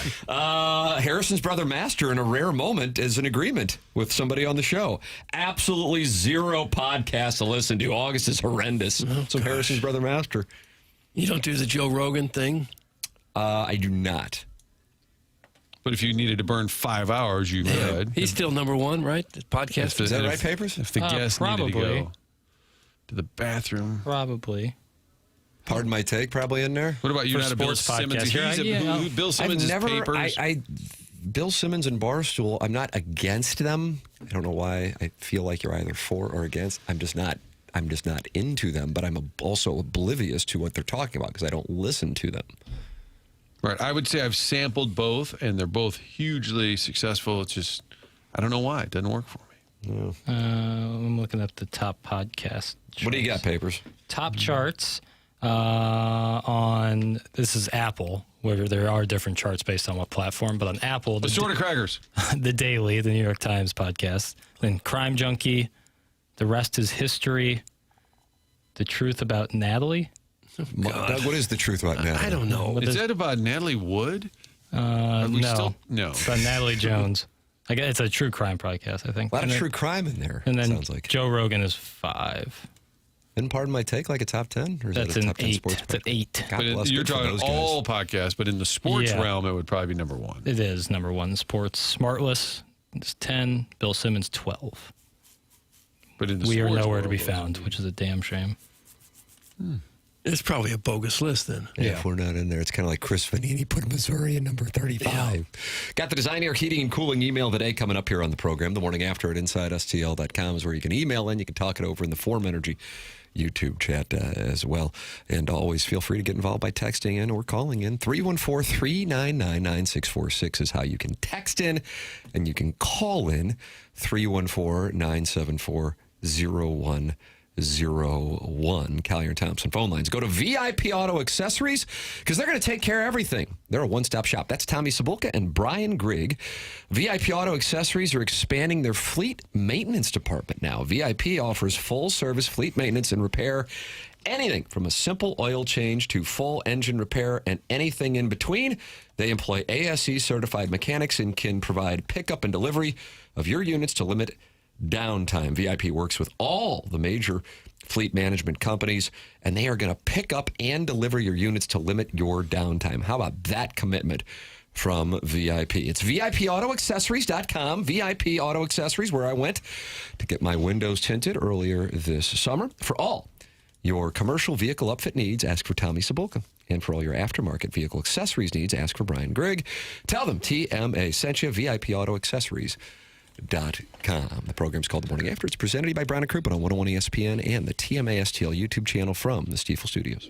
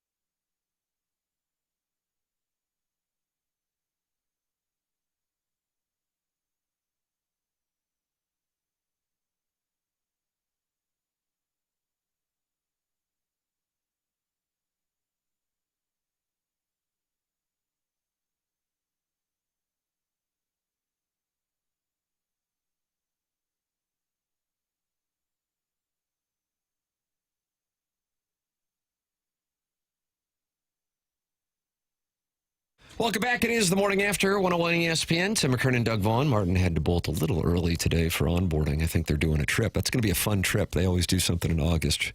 Oh, right a as little school field trip? starts, yeah, where they do onboarding out in the meadow. Jackson Burkett's on the ones and twos. Chairman Kurt filters phone calls and emails, and we have that design, air, heating, and cooling email today coming up here. Oh, I would say, Doug, what do you think? Maybe in about 10 minutes? You can email in the morning after at InsideSTL.com for the design, air, heating, and cooling email today. I don't know if you noticed it, but Brody Herman is sitting next to you. I saw him sitting over there. Hello, Brody. Hello, how are you today? Oh, fine. What's on your mind? Oh, it's an honor and privilege to be on the morning after. It is the highlight of my week, of course. And, of course, you can go to BCRaffles.com, BCRaffles.com to enter a chance to win 4 tickets to the Illinois 300. That's right, the Illinois 300. That is going to be on September 13th at the Worldwide Technology Raceway at 2 o'clock p.m. Central Standard Time. That's right, BCRaffles.com. It is an absolute treat. Of course, the Cardinals have starting rotation dilemmas. Yeah. That is right. Andre Palante is on the IL with elbow inflammation. He is expected to be out at a minimum until September the 1st. And Hunter Dobbins is also on the IL with some forearm tightness. Now, what are the solutions for the starting rotation conundrum for the St. Louis Cardinals? Right now at the top of the list, you got Gordon Graceffo. Gordon Graceffo, that's right. Gordon Graceffo at the top of the list. He just fills that void. Quinn Matthews will fill a rotation spot, but Gordon Graceffo. And then you got Bryson Motts. Now, Bryson Motts, he's right down now in AAA. He hasn't started a game since July the 12th. He's mostly been coming out of the bullpen, but he's likely an option. There's also a pitcher they acquired, Josh Fleming. Josh Fleming, that's right. And he started a game this past Sunday in Memphis. He gave up 4 earned runs in 5 innings. So Josh Fleming is right up there, along with Bryson Motts as likely candidates, along with Gordon Graceffo. No chance is going to be Liam Doyle. Now, coming off of Tommy John surgery, Cooper Jeppe, that's right, Cooper Jeppe. He was a first-round draft pick in the 2022 MLB draft for the St. Louis Cardinals. He's coming off the Tommy John innings restriction. Therefore, he's likely not going to be the guy. It's either going to be Bryson Motts, Gordon Graceffo, or Josh Fleming are the likely 3 candidates. And the only way that I want Miles Michaelis back in Busch Stadium is if he's buying a ticket as a fan in the stands or coaching in the dugout. He can go eat innings somewhere else. So it's likely going to be Bryson Motts, it's going to be Gordon Graceffo or Josh Fleming or Cooper Jeppe. Those are the 4 names that are likely to fill that void in our starting rotation that has uplifted this team this season because, quite frankly, the Cardinals, as of 129 games into the season, 32% of the games have come down to a 1-run decision. That's right. That's the highest percentage out of any major league team this season and the highest percentage by any Cardinal team since 2018. The offense goes out and they get freezing cold at the wrong times. At the wrong times. That's right. From the start of the 7th inning to the end of the game, they ranked 21st overall in defense this season out of 30 teams. 21st overall in offense from the start of the 7th inning to the end of the game. And they're pitching from the start of the 7th inning to the end of the game. It's 24th in ERA. So what does this mean? Well, the bullpen is an atrocity. Bloom didn't adequately address this. Caleb Ferguson is the savior left-hander that was going to save the bullpen. Give me a break. Calm down, guy. Oh, gosh. But when the Cardinals have led through 6 innings this season, as of 129 games, they are 53-8. So they have the lead through 6 innings. They are likely going to win the game. That's the stance of the Cardinals right now. The offense is freezing cold at the wrong times, and the bullpen is an atrocity. That is why we are 5 games out of the wild card, and we are 66-66. It's not acceptable, and I hold Chaim Bloom and Ollie Marmol accountable. Just a complete atrocity going on right now. Do you think they're out of it now, or they still got a chance to get They back? were never a playoff team in the first place in the 2026 season, Doug. They just weren't. The Cardinals were not that good. They are who we thought they were, as Dennis Green would say. They are who we thought they were. That sums up the St. Louis Cardinals. That's it. To be quite honest, that's it. And quite frankly, there's a lot going on right now in college football, folks. A lot going on in college football. What's going on? Oh, gosh. Now, I want you to all mark this date on your calendars. August 30th. Why? That is the final day that the NFL teams, that's final cutdown day. 32 teams. 37 players released from each team. That is a total of 1,184 players. Now, in the world of the NCAA, it's unlimited eligibility. Now, anybody can just come back, right? Anybody in the universe can just come back. Well, recently, Daquan Wright, who's a tight end, is going back to play for LSU. He was an undrafted free agent with the Cleveland Browns. Now, undrafted free agent, I might add. So I guess if you're an undrafted free agent, you can enter the draft for a second time and declare for the draft. I never thought about this before, but I guess you can now in the state of college football. So now Mizzou is going to have to contemplate along with a lot of other teams. How many of these NFL guys are we going to bring back? How many of these guys, and guys who were on the team last season, Dre Norwood, Stephen Hall, Connor Tullison, Dalen Carnell, Tristan Newsome, Xavier Lloyd, Khalil Jacobs, would you welcome them back to Columbia? They've already welcomed back Sterling Webb. Would you welcome all those guys back? That's really, really the question that comes down to it. That's really what we're talking about here. That's really what we're talking about, because we live in a different world than we did just 30 seconds ago. We just do. And on September the 1st, we are going to find out, because there are going to be 1,000 players at least looking to play college football next year who already had professional aspirations, let's just say that. So it is going, I don't even know what Mizzou's roster is going to look like. Now, Pete Thamels reported earlier today that the Big Ten is addressing the issue. How will the SEC address the issue? I have no idea. I have no idea. How is the SEC going to address this issue? I have no idea. I just don't. Trying to get all 12 SEC teams to agree on anything, it's just ridiculous. I have no idea. So, quite frankly, how many NFL guys or guys that intended to go to the NFL are going to come back to college, and how many of those guys are coming back to Mizzou? And is Mizzou going to go after guys that were undrafted free agents that are looking to come back for their 5th year of college eligibility? That is the question every person should be thinking about going into September 1st when it comes to college football. As you understand it, does every player, regardless of when he was in college, get a 5th year? I guess some of these guys cut from NFL rosters might be 30 years old. I have no, Doug, I have no idea in this day and age. Everybody's got a limited eligibility. It's the NCAA. It's the Wild West. Nobody has any idea. Doug, apologize. I couldn't be any sorrier than I am right now. Oh, come on now.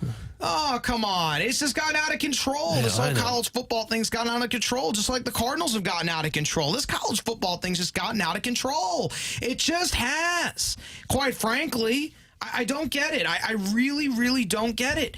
But Mizzou's got a lot of optimism going in the year. Ahmad Hardy, speaking of which, won't be playing against Arkansas Pine Bluff. Quite frankly, it's Arkansas Pine Bluff, Kansas, and Troy. 3 cupcakes, different flavors, but they're still cupcake games. And it's like that preseason warm-up September that Mizzou is going to go on. And then they're going to face Mississippi State on September the 28th. Mark that date on your calendars. That's the day that I would want Ahmad Hardy to be back in the backfield. I don't think Mizzou's going to look at any running backs that were cut from NFL rosters to come back. I think they're going to stick with Ahmad Hardy. If anything, it's going to be more on the defensive side of the football. If it's anything, if the SEC is going to do something, I don't even know. But again, Ahmad Hardy is likely going to come back, hopefully by the Florida game. I have Mizzou winning at least 8 games this year. 8. Right now, I'm at 8. I don't know. I'm waning between 7 and 8, but I'm at 8 right now. I'm an optimist, and I think Mizzou's right in the mix of it. I really do. This offensive line has got some work, but they got Luke Work at the right tackle spot. But maybe the wide receiver core is better than expected. Well, the best case scenario for a second: Caden Lee, Caleb Goody. What if they're better than Marquise Johnson and Josh Manning? And what if Donovan Olubade becomes a legitimate first-round NFL wide receiver? And what if Austin Simmons plays better than Brady Cook ever did, and he ends up being an NFL draft prospect for 2020? So this is the best-case scenario for Mizzou. And if that happens, what an offense. What an offense. What an offense Mizzou has. No doubt about it. And they could have what would be a 9-win season now with the 12-team college football playoff. I don't see that happening. And right now I'm teetering whether I should declare Miami the national champions or Texas. I'm not going to give my national championship prediction today, because right now I'm focused on how many guys are going to be infused back into college football and just this Wild West that we're living in today. But that's where we are right now in the state of college football. And I got to give props to St. Louis, by the way. St. Louis, let me give you your flowers.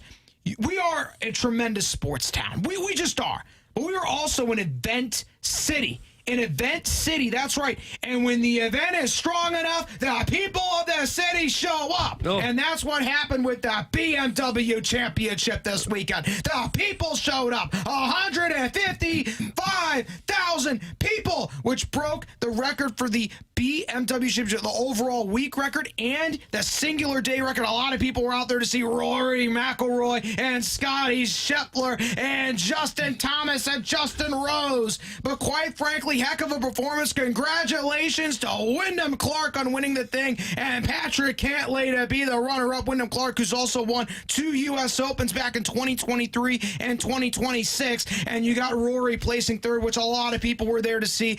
And quite frankly, I'm no golf aficionado by any stretch of the imagination, but apparently people want to hear about golf. So congratulations to St. Louis, because you are a heck of a golf town. Belle Reef is a wonderful environment. Now, I didn't go to the BMW Championship myself, but I know a lot of people that did.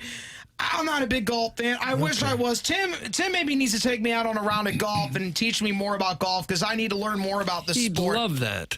I'm sure he would. I was out there with Jackson yesterday, Doug. Oh, yeah. You denied my advances, though. Yeah. Jackson was ball striking. Well, I was playing. Yeah. See? Flipping. See? I was flipping. Oh, You were Jackson. flipping? Of course. What do you mean? You were compressing? I've been flipping since 2017. Woo! That's right. You were in college back then. You were transferring right to Mizzou, Jackson. That was Right. great. That's right. He was So the great on human Kurt's Wikipedia podcast. page. Oh, you were just great on Kurt's podcast. What mad props to you. Thanks, That man. college football podcast was, I mean, the hottest coaches. That was just absolute gold. That's right. It was liquid gold, Jackson. Liquid gold. Me and Liquid Velveeta. gold. That's right. I love it. I got to get on. I know Pondolf's asking me. I got to get on that show. But still, great job, Jackson. Great Thanks, man. podcast by Kurt and Movie Boy. I owe Jackson a Movie Boy visit. I probably owe Kurt a visit to Pondolf's podcast and his own podcast. I owe people some visits. I gotta get around more. I know that. I'm a bit of a hermit, so I gotta get around more. But you know what? Brody Herman. Yeah, right, Brody Herman. That's right. You just got to change 2 letters out of my name from A-N to I-T. That's right. My dad would even admit he's a hermit, and I've actually seen a hermit crab. I don't know if I've ever eaten a hermit crab, but I've seen one in I don't think you can person. eat them. Oh, no, there won't be much meat there. I'm a lobster guy more than a crab guy, if I'm going to be quite honest with you. I enjoy some seafood. Not in Missouri, though. Not in Missouri, though. Well, you can get good seafood at a restaurant here. Oh, I'm sure I could. Listen, Yeah, Red just Lobster's all not a comes in bad place. I frozen. love me some Peacemaker myself. I can't deny that. Peacemaker's a lovely place. I Did you got to ever get get the down there lobster more. roll at Peacemaker? I don't think I have, no. You'd enjoy it. The fries are delicious, too. Yeah, I don't eat the fries. Brody, always good to talk it over with you. Thank you so much for coming in. And Jackson, sounds like you got a date on Movie Boy. What film are you guys going to talk about? Whatever Brody wants. All right, I'm ready. Hell yeah, brother. Brody Herman representing Brown and Crouppen here on TMA, talking it over. We got the Design Air Heating and Cooling email today. Coming up next on the Polos Plus dossier. This is The Morning After. It's presented to you by Brown and Crouppen on 101 ESPN from the Stiefel Studios. Thank you so much.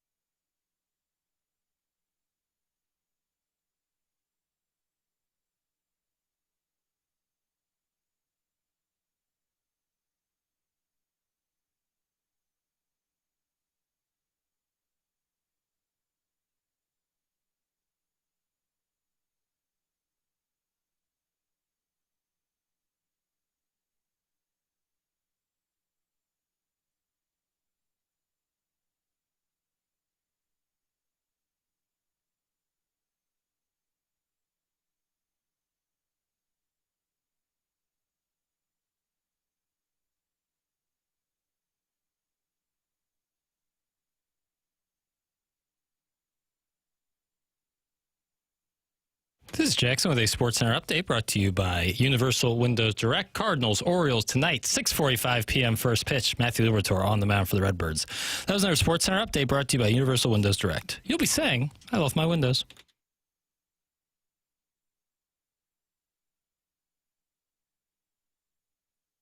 We have some breaking news, and it's going to be news that you are going to be intrigued by, and I would tell you damn near everybody in the audience is going to be intrigued by. Okay. Per Jeff Jones, the Cardinals are calling Nolan Gorman back up ahead of tonight's series opener with the Orioles, according to a source. This is per Jeff Jones on the Twitter tweets. Mason Wynn is expected to be placed on the IL as the corresponding move. Nolan Gorman got his eye back. Okay. You think he'll play or sit on the bench? I think he plays. Play second base? Yeah, I think that's probably, well, I don't know on that. Weatherholt's going to have to be the shortstop. That's right. Maybe that's it. Second base. He didn't hit a lot in Memphis. He hit some home runs. Home runs. Batting average under 200. Nolan Gorman got his eye back. Now that you've heard that, does it change your mind? Not really, no. I guess you look at him one more time, a month and a week, and say, this is going to be it. Either he does or he doesn't, and then we move on. Would that make sense? I mean, unfortunately, with the injuries to the pitching staff, it doesn't look real good. No. But you said daddy likey because everybody lost last night. And they all lost last night, yeah. Just 5 out now. So daddy likes it. Mm-hmm. Daddy likey very much, quite frankly. He went 1 for 4 on Sunday. Okay. He's hitting $182 at Memphis. Nice. 758 OPS. Nolan Gorman got his eye back. Well, he brings a lot of energy to a club. Maybe that's what they're looking for. Hold on. You think this is an energy move? Mm-hmm. Yeah, I would like to see just a little more life out of him. I know guys are who they are. You can't change your personality necessarily.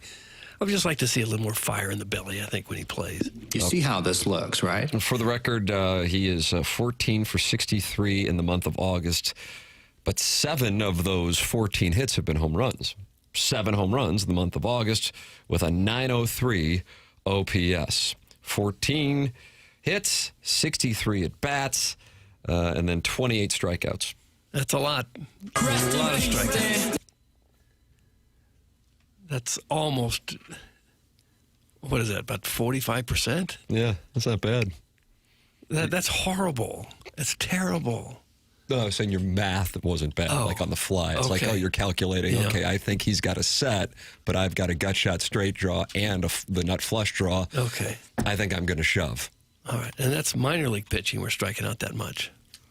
I have no idea. I could kill us. Yeah, well. This Nolan Gorman call-up is going to be the nail in the over 500 coffin. That's from Steven time. I got to be honest.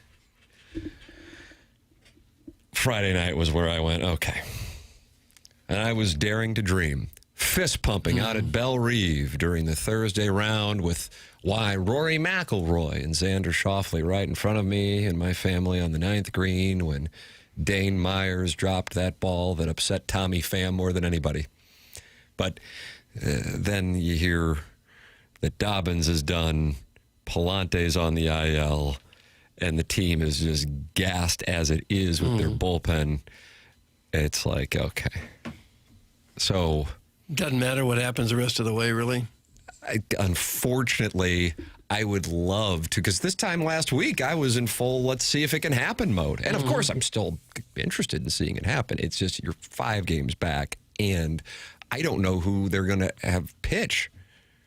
I mean, this is the Nolan Gorman move. That's a separate conversation from... I don't know what about the numbers in Memphis would make one think, okay, he's going to rediscover it. He will probably hit a couple of home runs, I would imagine. I just don't know at this point, like, why you go up to face big league pitching. We think that it's, and this isn't about, hey, we think he's got it now. It's about Mason Wynn's going on the IL. You know, I don't know if this move's made if Mason Wynn's not going on the IL. Well, we're assuming he's coming up to play every day. I mean, he may not. He may just come up as a bench guy. Yeah. I'd rather see Fermin play all the time at second. I think he's earned that. Guys, we're going to make the playoffs. Look, we've seen this team play like a playoff team, so we know it's there. We'll get back on track and make it happen. It's that simple. You're on board or not. This is your only chance to get on board. It's not our only chance. At this point, it's going to take about 7 or 8 game winning streak to get back. If you did that, you might be 3 out, 2 out. It's going to take that with that many teams in front of you. I don't know that they got that in them. Nolan Gorman hit a home run in tonight's game. I am putting the bed. That's from Ironhead. Proofread before you hit send. This is a disaster. It is a disaster. Proofread. I don't hate that Nolan Gorman play. You're going to make the play? I don't hate it. Comes back, hits a dinger, and then strikes out 3 times. It's assuming he plays, of course. I don't think they'd bring him up to not play. I don't know. They got a spot on the roster. Where do you think he'll hit? Cleanup? Instant cleanup. How could you put him in over Fermin at second? Fermin can handle second base, can't he? I think he's played there. Yeah. Can Doug be optimistic ever? I'm tired. That's from the 636. Guys, will the Busch best fans in baseball give him a standing ovation? That's Eric in the Central West End. I don't think so. No, it'll be just kind of a quiet murmur. Yeah. I think it'll be a bunch of people saying, "You think he got his eye back? Is that why they brought him? I don't. His eyes are that. Doug, the bandwagon guy's back. No bandwagon, people. Are you on board or not? Doug, get with it. It's from the 314. Does it matter if we're on board with it or not? It doesn't matter, right? Was there a question in there? Yeah, or what the hell are we doing? Sorry. Doug, this text was just sent in, and I think it was about 30,000 words, so you can stop me anytime you want. I think people are looking at Nolan Gorman's overall Memphis numbers and missing what he is actually sent there to accomplish. Gorman is walking at roughly 18 to 19% clip at Memphis this season. That's a massive change. His MLB career walk rate is 10.3%. And even during his better offensive seasons in St. Louis, he was generally in the 9 to 12% range. You don't suddenly double your walk rate by accident. To me, that strongly suggests that strike zone recognition, pitch selection, and controlling his at-bats have been major parts of what he's been working on in Memphis. And that's important when looking at the strikeouts. When you're trying to fundamentally change how you see pitches, chasing less, taking borderline pitches, getting deeper into counts, and learning which pitches you can actually damage, there can be an adjustment period where the results look ugly. You're going to take some strikes you previously would have swung at. You're going to get into more 2-strike counts. You're still going to chase some pitches because those old habits don't disappear overnight. He's always in 2-strike counts. That's how you get to a strikeout. So, yes, the strikeouts have remained high, but simply looking at the Ks and saying same old Nolan Gorman ignores what else is happening. The walks have exploded. More importantly, lately the damage has started showing up with improved approach. Since July 21st, Gorman's hitting .242, .356, .645 with a 1.011 OPS. 8 home runs and 15 RBI over 17 games through August 12th. From August 1st through August 12th, he was even better. .267, .371, .767 with a 1.138 OPS and 5 home runs in 8 games. And this hasn't simply disappeared. On August 12th, he had another home run. Okay. Giving him 8 home runs over a 13-game stretch. And August 20th, he had his 13th home run for Memphis. That's what makes this interesting. I don't know how interesting it is. How does this guy have time to craft this long a text? I can't believe gotta be Doug's honest let it with go you. on this long. The great news is I don't even think we're halfway through it. No. I mean, we've been talking for like 5 minutes. How do you get this done? You can say, Is this ChatGPT? I'm smelling ChatGPT. Oh, no. Well, how if there it's is that a part long? where he put he and then in parentheses poop. Oh. And I don't. Is that a ChatGPT? Was that someone's nickname? Doug, is that a feature of ChatGPT? Like just subtle scat play? I don't think it is. If so, I'd pay for the subscription. Poop Diaz? It's like someone's. Is that the longest text this show's ever gotten? I think so. It could. What about could when well Esteban be. Yan sent in that? That was an email to me. Okay, fair. It'd take forever to type that into your phone as That's a what I'm text. saying. Right? We've only been talking for But in a few minutes. the sixth to last paragraph, Yeah, this is what he got. He's got sometimes the process is, see more pitches, chase less, learn the zone, accept some called strikes, That's get comfortable in deeper counts, force pitchers back into the zone, start doing damage again. Stop with the arrows. Ooh, and I'm seeing some M dashes, so the poop thing is kind of an outlier. See, I'm going to try hard not to call you clueless. Okay. This is clearly ChatGPT. It's easy to craft a long text when you haven't had a job since 2004. That's Heiser House Hooligan not enjoying the text. What job do you? What's the most 2004 job you can think of? Like Blockbuster? Yeah. I feel like Blockbuster's already just about done. No, I actually was working there in 2004. Is that right? Yeah. 2004, really? I was going to Blockbuster pretty deep into my childhood. No. Yeah, right. It was literally across the street from where we sit right now. I think selling Singular Wireless at a kiosk at South County Mall would be up there. I don't know if you know where South County Mall is. I don't. We'll do it on the show. You've never been there? I don't think so. Will you read the last part of that text? I like the last line. That's what Memphis is supposed to be for, not putting up pretty numbers, fixing what was broken. And lately, there are some pretty compelling signs that something finally may be clicking. Nolan Gorman got his eye back. Well, we can only hope. We can only hope. Are you picking him up for the prime ministers, or can the South I will Side not. beat him? No, I drafted him this year thinking he's got to get better. Well, Doug, and based on you were talking about Jose Fermin, I think they're gonna have to play him in the outfield because you got Pereira on the IL. Well, they got Baez, Church, and Walker. Okay, yeah, never mind. All right. Jackson has just withdrawn that. He jumped out of it. Okay. Well, yeah, their Cardinals depth chart is not updated very well because it doesn't even have Baez in there. Makes no sense. Yeah, that ESPN depth chart thing's kind of wacky. Yeah. I don't think they spend a lot of time on that. Mm-mm. South County Mall was torn down, or South County Center was torn down a few years ago. Was that different than South County Mall? I don't know what South County Sharon and Center Clayton is. says it was torn down. I'm going to politely disagree with Sharon. County Center. They tore down the Kmart on Lee May Ferry. I know that. Is that your spot? Yeah. You can email in the morning after at InsideSTL.com. We're going to have the Design, Air, Heating, and Cooling email of the day coming up here on the program. Delmar Mortgage and Ryan Luchtefeld, if you are looking to buy a home or to refinance, DelmarMortgage.com is where you can go, or you can call or text Ryan directly. And that number is 618-593-3608. It's a personal local touch, but with all the necessary technology to make the process smooth and easy. Pre-approvals and fast-track options that are going to make your offer stick out to local sellers and listing agents with closings in as little as 2 weeks. Delmar Mortgage is a family-owned business. 60 years of family-owned business. Ryan's been doing it for 22 years, and 13 of those have been with Delmar Mortgage. Call Ryan first, and you can do so on his personal number. That number is 618-593-3608. Call or text Ryan Luchtefeld if you're looking to buy a home or refinance. It's Ryan Luchtefeld and Delmar Mortgage online at delmarmortgage.com. The program's called TMA. It airs on 101 ESPN and on the TMA STL YouTube channel.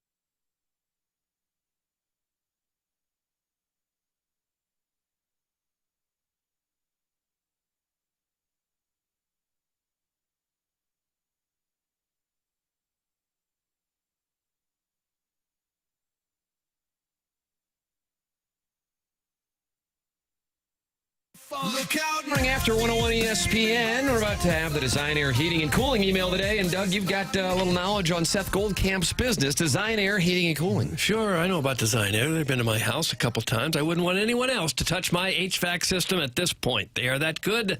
They'll come out. They'll get your air conditioner going again if it's a problem now, or maybe you want to sign up for that maintenance plan and they come out on a regular basis, make sure the airco or the furnace is working just right. That's what they do. Design Air, been around since 1904 and the longest running sponsor on TMA. We certainly appreciate that. Seth Goldcamp is a fourth generation family member running that business at Design Air. They believe in honest work. You're not going to be sold something that you don't need. So whether you're dealing with the heat or the cold, they have got your back with dependable service and no pressure solutions. Visit designairservice.com. Schedule your service today. Design Air, comfort you can count on since 1904. And, of course, home of the handsome repairman. Maybe if you're lucky, you'll get the super cute Patrick. Design Air brings the heat. There it is. Time for the Design Air Heating and Cooling email of the day. The Savannah Bananas is the best thing to ever come to the city, as we regularly lose our beloved professional sports teams and refuse to root for the Chiefs. My wife brings the kids to the game, and when she fails to get her greedy claws into any of the strapping young men, she comes home all preheated. It is the one time per year that she allows me to touch her. As long as I approach her from a glittering love sack, she will sometimes do extra stuff if I buy her lower section seats. Physical contact had been as elusive as that infamous Rookie of the Year wagering slip. Is that in reference to Iggy saying he put $100 on Sal Stewart to win Rookie of the Year, but he will not present the... No, he will not present. He's tired of proving things to everybody. But Harrison's brother Master is offering him $5,000. He's tired of it. He's dubious of that dollar amount, but even if it was $50, wouldn't you think you'd show it? Sure, why not? It's free $50. Now I'm free rolling 50% on my bet. Yeah, there you go. Hedge. I guess my point is that I would subscribe to Tim delivering Twitter beef play-by-play. Well, that was good. That was like a... That's from Shooter McGavin, the vice president of Jay Bennett Snitches Get Stitches culture. I come in peace. Shooter McGavin. This fall on National Geographic, for Jackson, a wealthy Ladue native from the north, the morning commute offers a rare glimpse into one of St. Louis's great natural wonders. From the distant lands of Oakville and Jefferson County, the blue-collar herd emerges at dawn, dressed in neon shirts and reflective gear, slurping on knockoff energy drinks like a warthog sipping from the Nile. They gather on 270 and begin their ancient migration north toward the ritzy parts of town. Jackson looks on in amazement. Notice, whispers the narrator, how they instinctively travel in packs, their Dodge Rams and rusted Honda Civics moving in perfect formation. To observe them up close without causing alarm, Jackson wears traditional camouflage, an affliction shirt, and one shorts, and a backwards Cardinal giveaway hat. But then a remarkable sight. 2 F-150s circling the McDonald's waiting to strike the drive-thru. In their culture, the narrator explains, this is the equivalent of securing a reservation at 801 Chop House. Jackson quietly returns to Ladue, grateful for his safe encounter with the wild, to post on social media about how this experience was, quote, life-changing and how, quote, people don't understand how great we have it in the north, end quote. Likely to go back to living the same life of caviar and lifetime fitness after the likes stopped coming in on his posts. That's from Steven Time from the Brothers Time Incorporated. UNLV minus 5.5 is a 5-star lock. The veteran coach in Memphis playing the night slot after traveling 2+ time zones west. Isn't this obvious? Okay. Doug, that's Steven Wrap Time. it up, Steven. Steven Time. I liked it. Good morning, good morning, good morning. The Festus looked at me with a Thousand Island stare. The Festus? I don't know. I just read it to the It's a prop. 1,000-mile stare. Thousand Island is salad dressing. Not in Festus. He meant to say the 1,000. Or maybe mile because he stare. was making fun of the person's weight that it's 1,000. Like they've had too many Frisco melts and now they can't stop looking. I like Thousand Island on my burger, though, don't you, Doug? I don't put it on there, no. Yeah, but what if it comes with that sopping? I'd probably scrape most of it off. Oh, it's you, he whispered while he caressed my South County orifice. Oh! I'm just a lowly demolition boy from Gumbo Flats. That may be true, he answered, but tonight I'm going to treat you like a Crystal City 7. Va va va voom. Talk about dairy, and I'll make you my queen, Doug. Wakey wakey, eggs and bakey, but when the... There's a lot you can't read there. I don't know, and I'm starting to have some trepidation about advancing. Chairman Kurt, did you read through all this one? I did. Okay. It's not good. So I'm going to press eject. You should see the ones I deleted. Probably best. Anytime it starts to bring up men of the cloth, I feel like, You can get touchy. even though I, of course, am a godless pervert, Right. Worship the I sun. recognize that I do worship the sun. I do recognize that many in our community don't necessarily share my affinity for godless perversion, and therefore I err on the side of caution, Doug. That's what I'm doing. I'm erring on the side of caution. Dear Dossier, another exhausting day. After wrapping up my grueling 60-minute shift, I headed into the UPS store where I met Perul, my future wife, and the shipping industry has any respect for destiny. I regaled her with tales from my Bermuda years. I once delivered a package while navigating a hurricane by starlight with nothing but courage. She seemed more focused on the barcode label, but I could tell she was captivated. I was shipping a poster when she handed me something called a tube. I told her I'd just fold it. She laughed nervously, which is usually a sign of attraction. Then came the $80 surcharge. Most people hear a price, but this was clearly a metaphor. Fate isn't free, Perul, and neither is love. I told her that $80 could get us a nice dinner for two on the hill when her friend B decided to step in to finish the transaction. As I left, I was handed a tracking number and was informed I'd have to return later to pick up the poster. I don't want to get ahead of myself, but that's technically our second date. That's from the TMA Troubadour. TMA Troubadour. And that's what we have for the Design Air Heating and Cooling email of the day. What we will do is we will vote, and then we will announce the winner coming up at 10:55 on your Polos Plus dossier. Then we head down the hallway, and what we do is we deal with it. Candidly, we do this do the best we can, because Dougie said after the morning after hangs over you like the sword of Sword of Damocles. It's certainly and it's just waiting to fall on you. Yeah, cut my head off. Is it like a guillotine situation? I think it might be. We all know about Dr. Brandon Pryor at 100 West Dental. Well, he, of course, can help you out with your dental needs. It's where Jackson and I go, but he can also help you get your sleep back. He treats sleep apnea with custom oral appliances, which is an alternative to a CPAP. So no mask, no machine for the right candidates. If you think you might have a sleep issue or you've already been diagnosed, they'll do a complimentary consultation to see if it's fit. At least go get checked, because bad sleep catches up with you. You're not performing at 100% if you're not sleeping right at work, in the gym, anywhere. And yeah, this is still the best place for veneers, implants, full smile rehab, the bigger dental work. Visit 100westdental.com and go see Dr. Pryor. That's Dr. Brandon Pryor at 100westdental.com. And he is located on Manchester in Baldwin. That's 100westdental.com. What an office. Don't feel like you're in a dentist's office when you're at 100 West Dental. Great technology and wonderful service at 100westdental.com. Dr. Brandon Pryor. We'll take a break. Come back with more TMA 101 ESPN.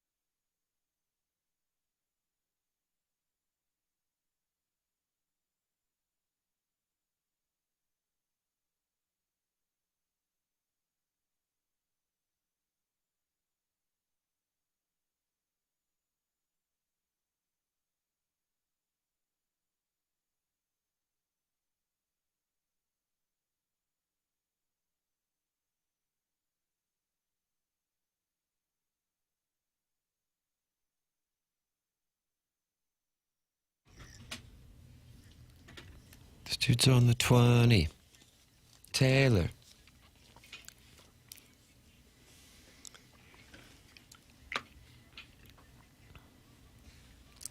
Boom.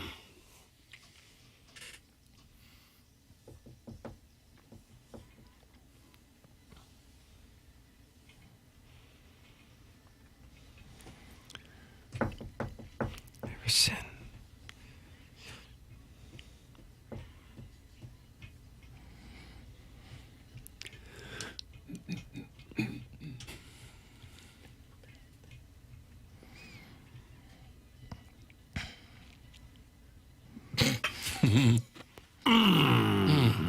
Major diss on Warren G. Harding.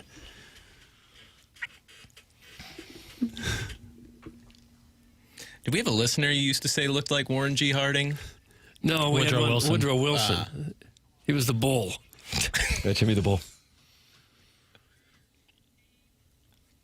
Telegraph Road isn't bad dining, Jackson. Blarney Stone, Frankie G's, Bill Giannino's, Garvey's. Garvey's is the home of the Patty Maroon. That's from Berg the Blob. Seems like it'd be ripe for my Parts Unknown-esque show. I'd watch that. I really would. Just me walking up and down Telegraph Road. Do you know North County any better than South County? Which parts of North County? Oh, Hazelwood, Florissant. Sure, I mean, Ferguson. so our conference in high school used to have like Normandy, Jennings, McClure North. So I played there a lot, yeah. Okay. Normandy, best gym in St. Louis. Might be. Really super cool.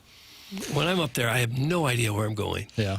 That whole Hazelwood, Florissant, it might as well be a whole nother area Wasn't of the country. Mills Mall up there, though? Yeah, it was for close. blues It was practice? right off the highway, though. Yeah. You didn't really see the...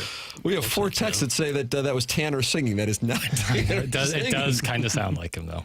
It is not Tanner. I mean, I'm amazed. 4 texts. Met the wrong face. Lyndon B. Johnson, Vietnam. Nixon says he's not a crook. Gerald R. Ford fell down again. Jimmy Carter, peanut farmer. Ronald Reagan tear down that wall. First George Bush, Panama invasion. Bill Clinton impeachment. George Bush 2, 9/11 revenge. Barack Obama current term. Will he make it back again? The breath control is outstanding on that guy. Kind of Sabby Carpenter like breath control. And to think all you can say about Gerald Ford is he fell down again. Might have been the best athlete of all presidents. Played football at Michigan, and that's what we remember. Oh, he fell down. And that's because of Chevy Chase? I think so.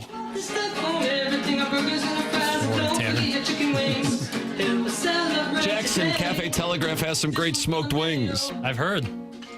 You're going to have a big night. I know. So this is all tonight? Well, no, I don't think I could pack it all in there. So you're just going to Blarney Stone tonight for the bingo at 7? The bingo, yeah. And then start shooting the show.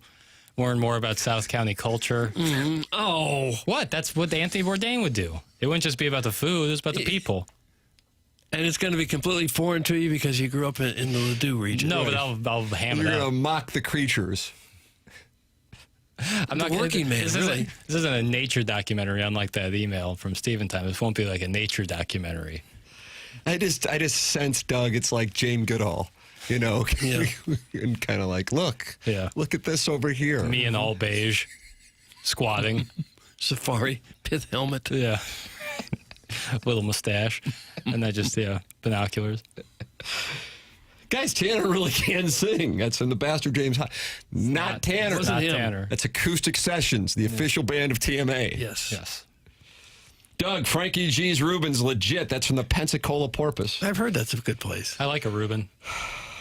Part of the Giannino family. Sure. Pastrami Reuben, not corned beef. No, sorry. I'm really happy that this Jackson Exploring South County thing is happening. That's from the Hunchback of Uncastle. Yeah. Oakville Mafia says, hope to see you. That'd be great. They're getting ready for you. I've been to these places. Not have? often. But you've never explored it. Yeah, was explored it, like drive around and just get out of my car and look around. Right. Ask people what their thoughts are. You got to meet the people. Sure. And don't just go in the ritzy areas of Telegraph. Right. Check out Lime and areas like this in the county. Right. Yeah, maybe you could Far guide south. me. Yeah. Yeah, I can show you the spot on the bench where I spent my summer in '93 at Heine Mighty. Okay. I don't think I've ever been to Heine Mighty. Oh, Of course you haven't. Should I sample? Was that the place? Just to have protection for the rabid dogs. That would be a problem for me. I don't. Yeah. Is Heine Mighty where the concession lady sort of was yelling at you, or was that Afton? No, that was Afton. Okay. Heine Mighty was where the the drunk yelled at one of our baseball games. If you're going to swing, swing. If you ain't, ain't. And this wasn't a parent. This was just a No, random. just a guy sitting there in the front row. Oakville sucks. I've lived there my whole life. That's from The Plumber. What's the capital of South County? The capital of South County. Wow, that's a nice question. Thank you. Capital of South City is the St. Gabriel Gymnasium. Right. Yeah, the Steeple Point actually is the. Maybe capital. Crestwood would be the capital of South County. You would say that. Isn't that a little far north to be? Oh, it's definitely South County. Okay. Your privilege is showing, Papers. That's from Jackson Soy Boy. That's the bit, bro. Cloverleaf and Nubbies are great too, just like Tim. That's from Martin Sweater Vest. Nubbies? What's Nubbies? Pizza. Okay. Nubbies Pizza. I don't know, maybe pizza and I barbecue. think Melville, maybe. Maybe the capital city of South County would be, the capital building would be South County Mall, probably. But Sharon Clayton says torn down. I think No, it she was isn't. probably thinking Crestwood. Yeah. And the Macy's is gone there. A lot of the stores are gone, but it's still open. I like this menu at Nubbies. What do you got? I've heard great things. Looks like the chicken wings look pretty good. They got a salmon sandwich, Doug. Oh, that'd be nice. Oh, no. Would you take the bread off, though, probably? Yeah. Shrimp po' boy. Looks good. This would be, I'll add to my places to visit. Nubbies. I like the name. Would you ever look into Afton? What about Ronnie's? Could that be the Good pool capital of parties. South County? Seems like there's a lot of foot traffic.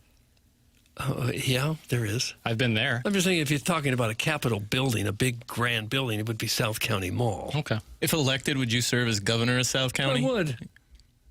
You have to girt that chili at Newbie's Papettes. God bless it. Why won't you proofread? I gotta gird it.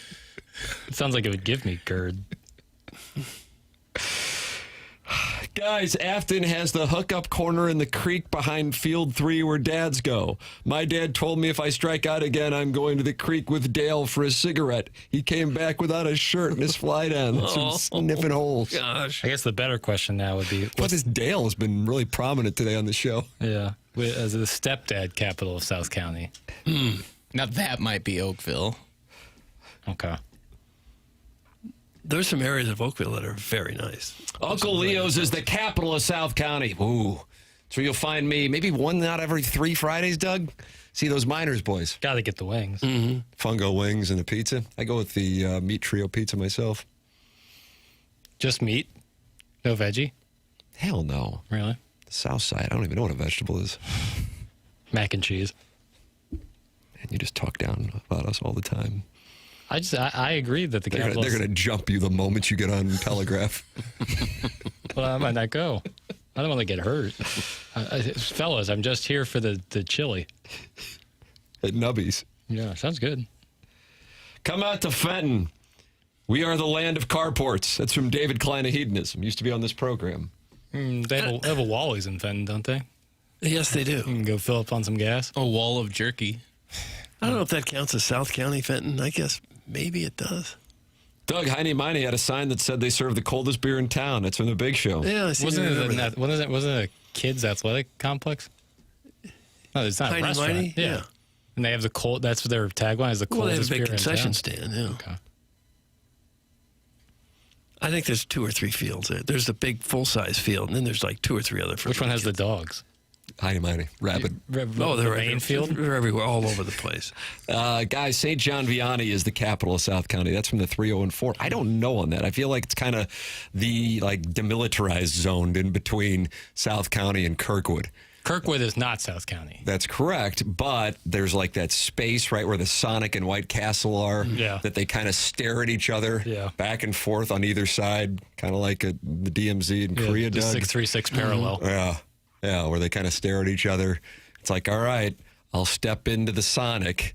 I'll trust that I won't get attacked. Right. But then if you cross Big Bend, it's like, uh-oh. Yeah, so if I drive under 44 there, do I instantly start growing a little mustache? How dare you? Kirkwood doesn't want to be considered South County. Right.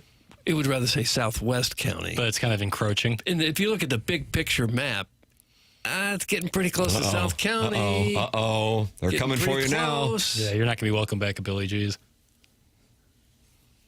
Like I said, they don't want anything to do with the name South County. But big picture, if you were to chop it into South County, West County, North County, I'm afraid it would probably have to be South County. Doug, if you say Kirkwood and South County in the same breath again, there will be hell to pay. Some Ed time. See, that's what I mean. And then Steven time, his brother, says Kirkwood and South County continue to try to pass the Walmart back and forth. Is that right? They're trading it back and forth in the DMZ? I don't know. So that's Sonic and the Walmart, and then there's like some Verizons in there. Yeah, AT&T store. And then you got the Hobby Lobby on the other side. That's right. Yeah.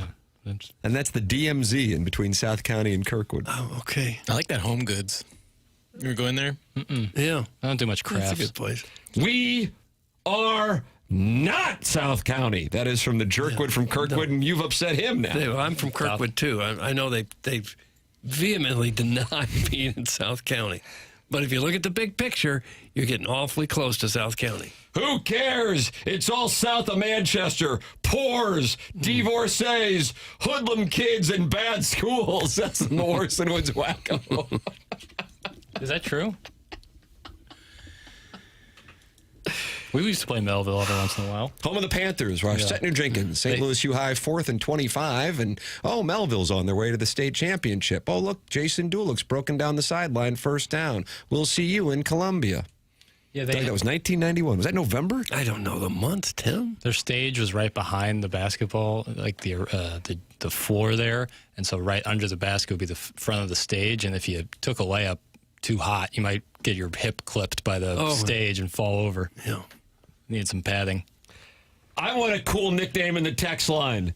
North County is the stepbrother in St. Louis County. That's from the 314. Well, next week you're going to get one. Jackson will be updating names in the text inbox. You just have to send the request in, but you got to wait till September 1st. Yep. Is that a weekday? Hell, I don't know. September, let's find out. Fun with calendars, presented by nobody. Fun with calendars. No, it's a Tuesday. It is a Tuesday. Yeah.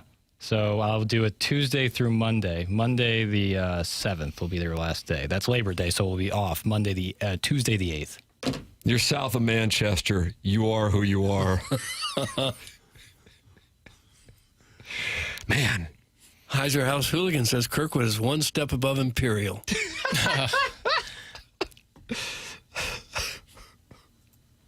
Doug, I mean, the zip code shaming on this program. Oh, gosh, yeah. Why? Now, what is the safe spot to live? Where can you be safe? Webster? No, Colville. Webster could be considered South County, too. Oh, man, you're coming for everybody today. Yeah. Team Colville, Vaughn. Kirk was going to get lumped in there. Webster has to, too. What is a safe place to live? Where you can't get attacked? It's like Chesterfield? No, too wealthy. Wildwood? Think Wildwood's safe? Well, that's... Not from attack? It's such a big municipality. But yeah, I think generally speaking, Wildwood, you're pretty safe. No one can make fun of you. Like if you went to Lafayette. Wildwood. Yeah, if you went to Lafayette. Like Marshy. Well, that's pretty upscale, most of that area. South County, South City, who cares? You're all part of the same dying city. That's from the old Appleton stepdad down there in Old Appleton. Population like 48. Yeah, but Old Appleton stepdad owns most of it. Right, okay. What's the capital of Jefferson County? The water tower, right? It got to be Arnold. That Cracker Barrel. Okay.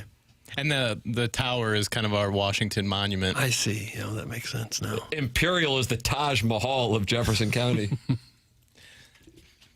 I disagree, and I'm from there. Old Appleton's 75 people, Jackson. Okay. And the stepdad is one of them. But owns most of it? Yeah, he's got so much property down there. Yeah. Like a baron. Baron of Old Appleton. I am in Webster. Kirkwood and Webster are indeed technically South County on a map. Embrace your inner Hoosier. That's from Stepdad Gary, Doug. So where does the Central Corridor start? I'd say... I think it runs around Highway 64. Okay. Just how far south and how north you want to take it. Sure. I don't know. North of Manchester, to be safe, right? Yeah. Like would Maplewood be considered Central Corridor? Yeah, boy, that's an inner city suburb there. Yeah. Not inner Loop? yeah. But I don't think people 64 think splits it Maplewood. right in half. Yeah. That's a real conundrum. I don't think Maplewood would be considered Central Corridor. Okay, no. so it stops in like Brentwood?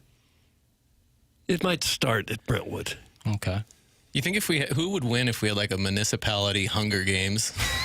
South County would be hungry. Boy, they're going to jump you when you get in there. You're gonna Then I want just won't go.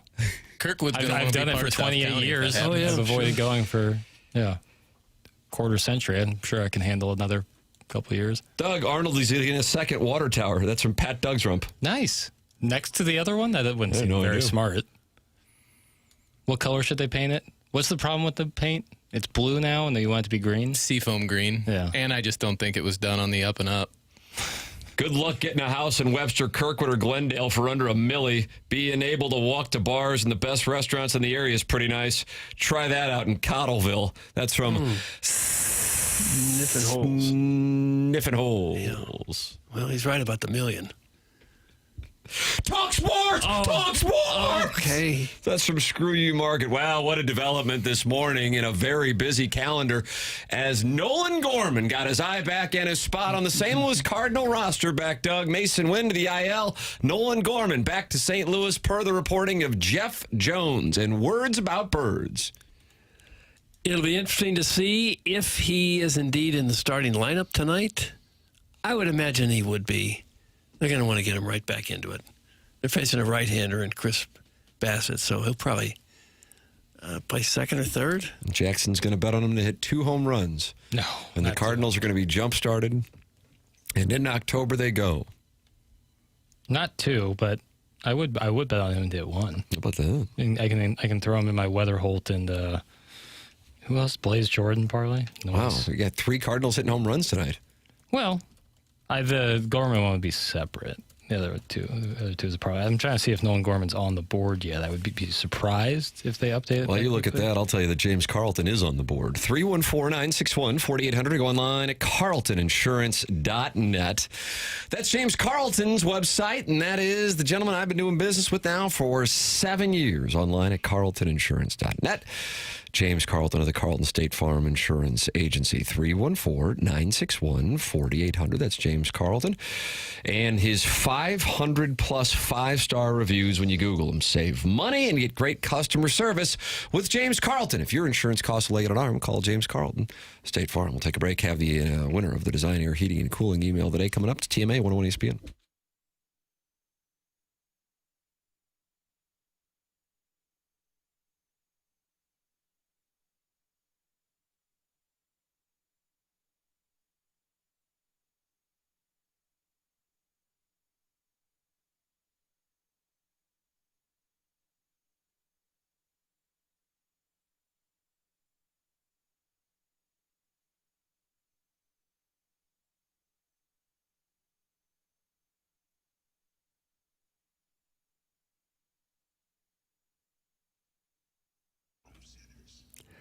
TMA is proud to be sponsored by Stiefel, a great corporate sponsor in St. Louis. They also sponsor the Cardinals and the Blues, the Stiefel Charity Classic. They do the Stiefel Theater, of course, and the U.S. National Ski Team. They're all over the place. It's true.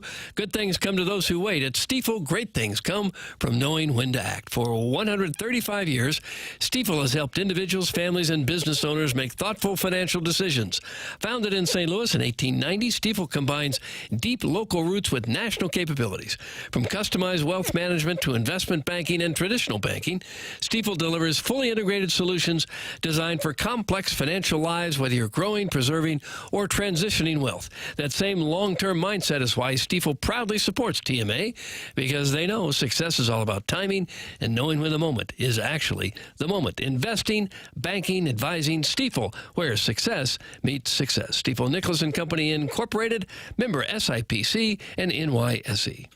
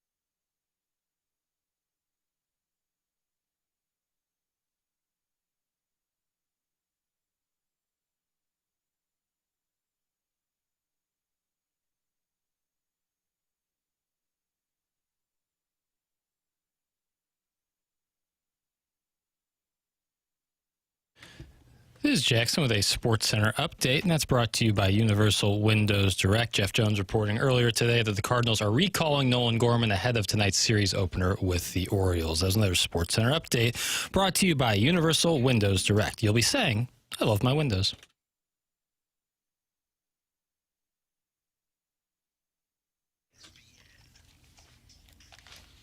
Jackson has the winner of the Design Air Heating and Cooling Email of the Day. I do. Today's winner. My mic wasn't on. I do have the winner. Who is it? Steven Time. Okay, nice. Brother's Time. And he gave us a play, Doug. Take UNLV minus 5.5 against Memphis. Okay, I'll get right on that. I'm not even sure what sport we're talking about. 5.5? I'd have to imagine football. They play tonight? I don't think so. Friday? Saturday? Saturday's bat? Saturday's been. I don't know. I don't know when they play. Let me find out. UNLV to take them? I don't know. UNLV. Doug, do you have a problem if this text was sent in? 1, 2, 3, 4, 5, 6. Okay, yeah, don't read it. If they send them in that much, don't read it. It has some caps in it. So he's yelling at us now, too. And in between said, no golf. Talking golf is like the Cardinals wearing Navy road caps. Terrible, but that's in between the 6 texts. Oh, okay, read it for the poor guy. Ooh, wealth shaming. With blue caps on the road comes all the blue accessories and shoes. All blue, and all this blue is going to make me puke. What are we, the Cubs now? Next, the Blues will be wearing red helmets on the road. So stupid! Just to be clear, I don't like the Navy road caps. Thanks. Whatever, dude. Oh, I didn't like that at the end. That whatever, dude. Well, the Cubs don't wear navy blue. No. Blues did wear red. They had that jersey in the 90s that had some red in it. And that guy sounds lame. Guy sounds really lame. Yeah, he does. To be honest with you. Is that a little sound right there? I heard a sound. Yeah, it's kind of like a, right there. That's what it was. I wasn't looking, so then I heard it. It's kind of a verbalized punctuation. But, condescending. You reap what you sow. Right. I don't care. I love the Navy caps. And then you know what? I'll take it a step further. What? I love the Navy accessories and the Navy cleats. I think it all looks outstanding. This is a good one for a text audit. Yeah. Seems like he's ripe for it.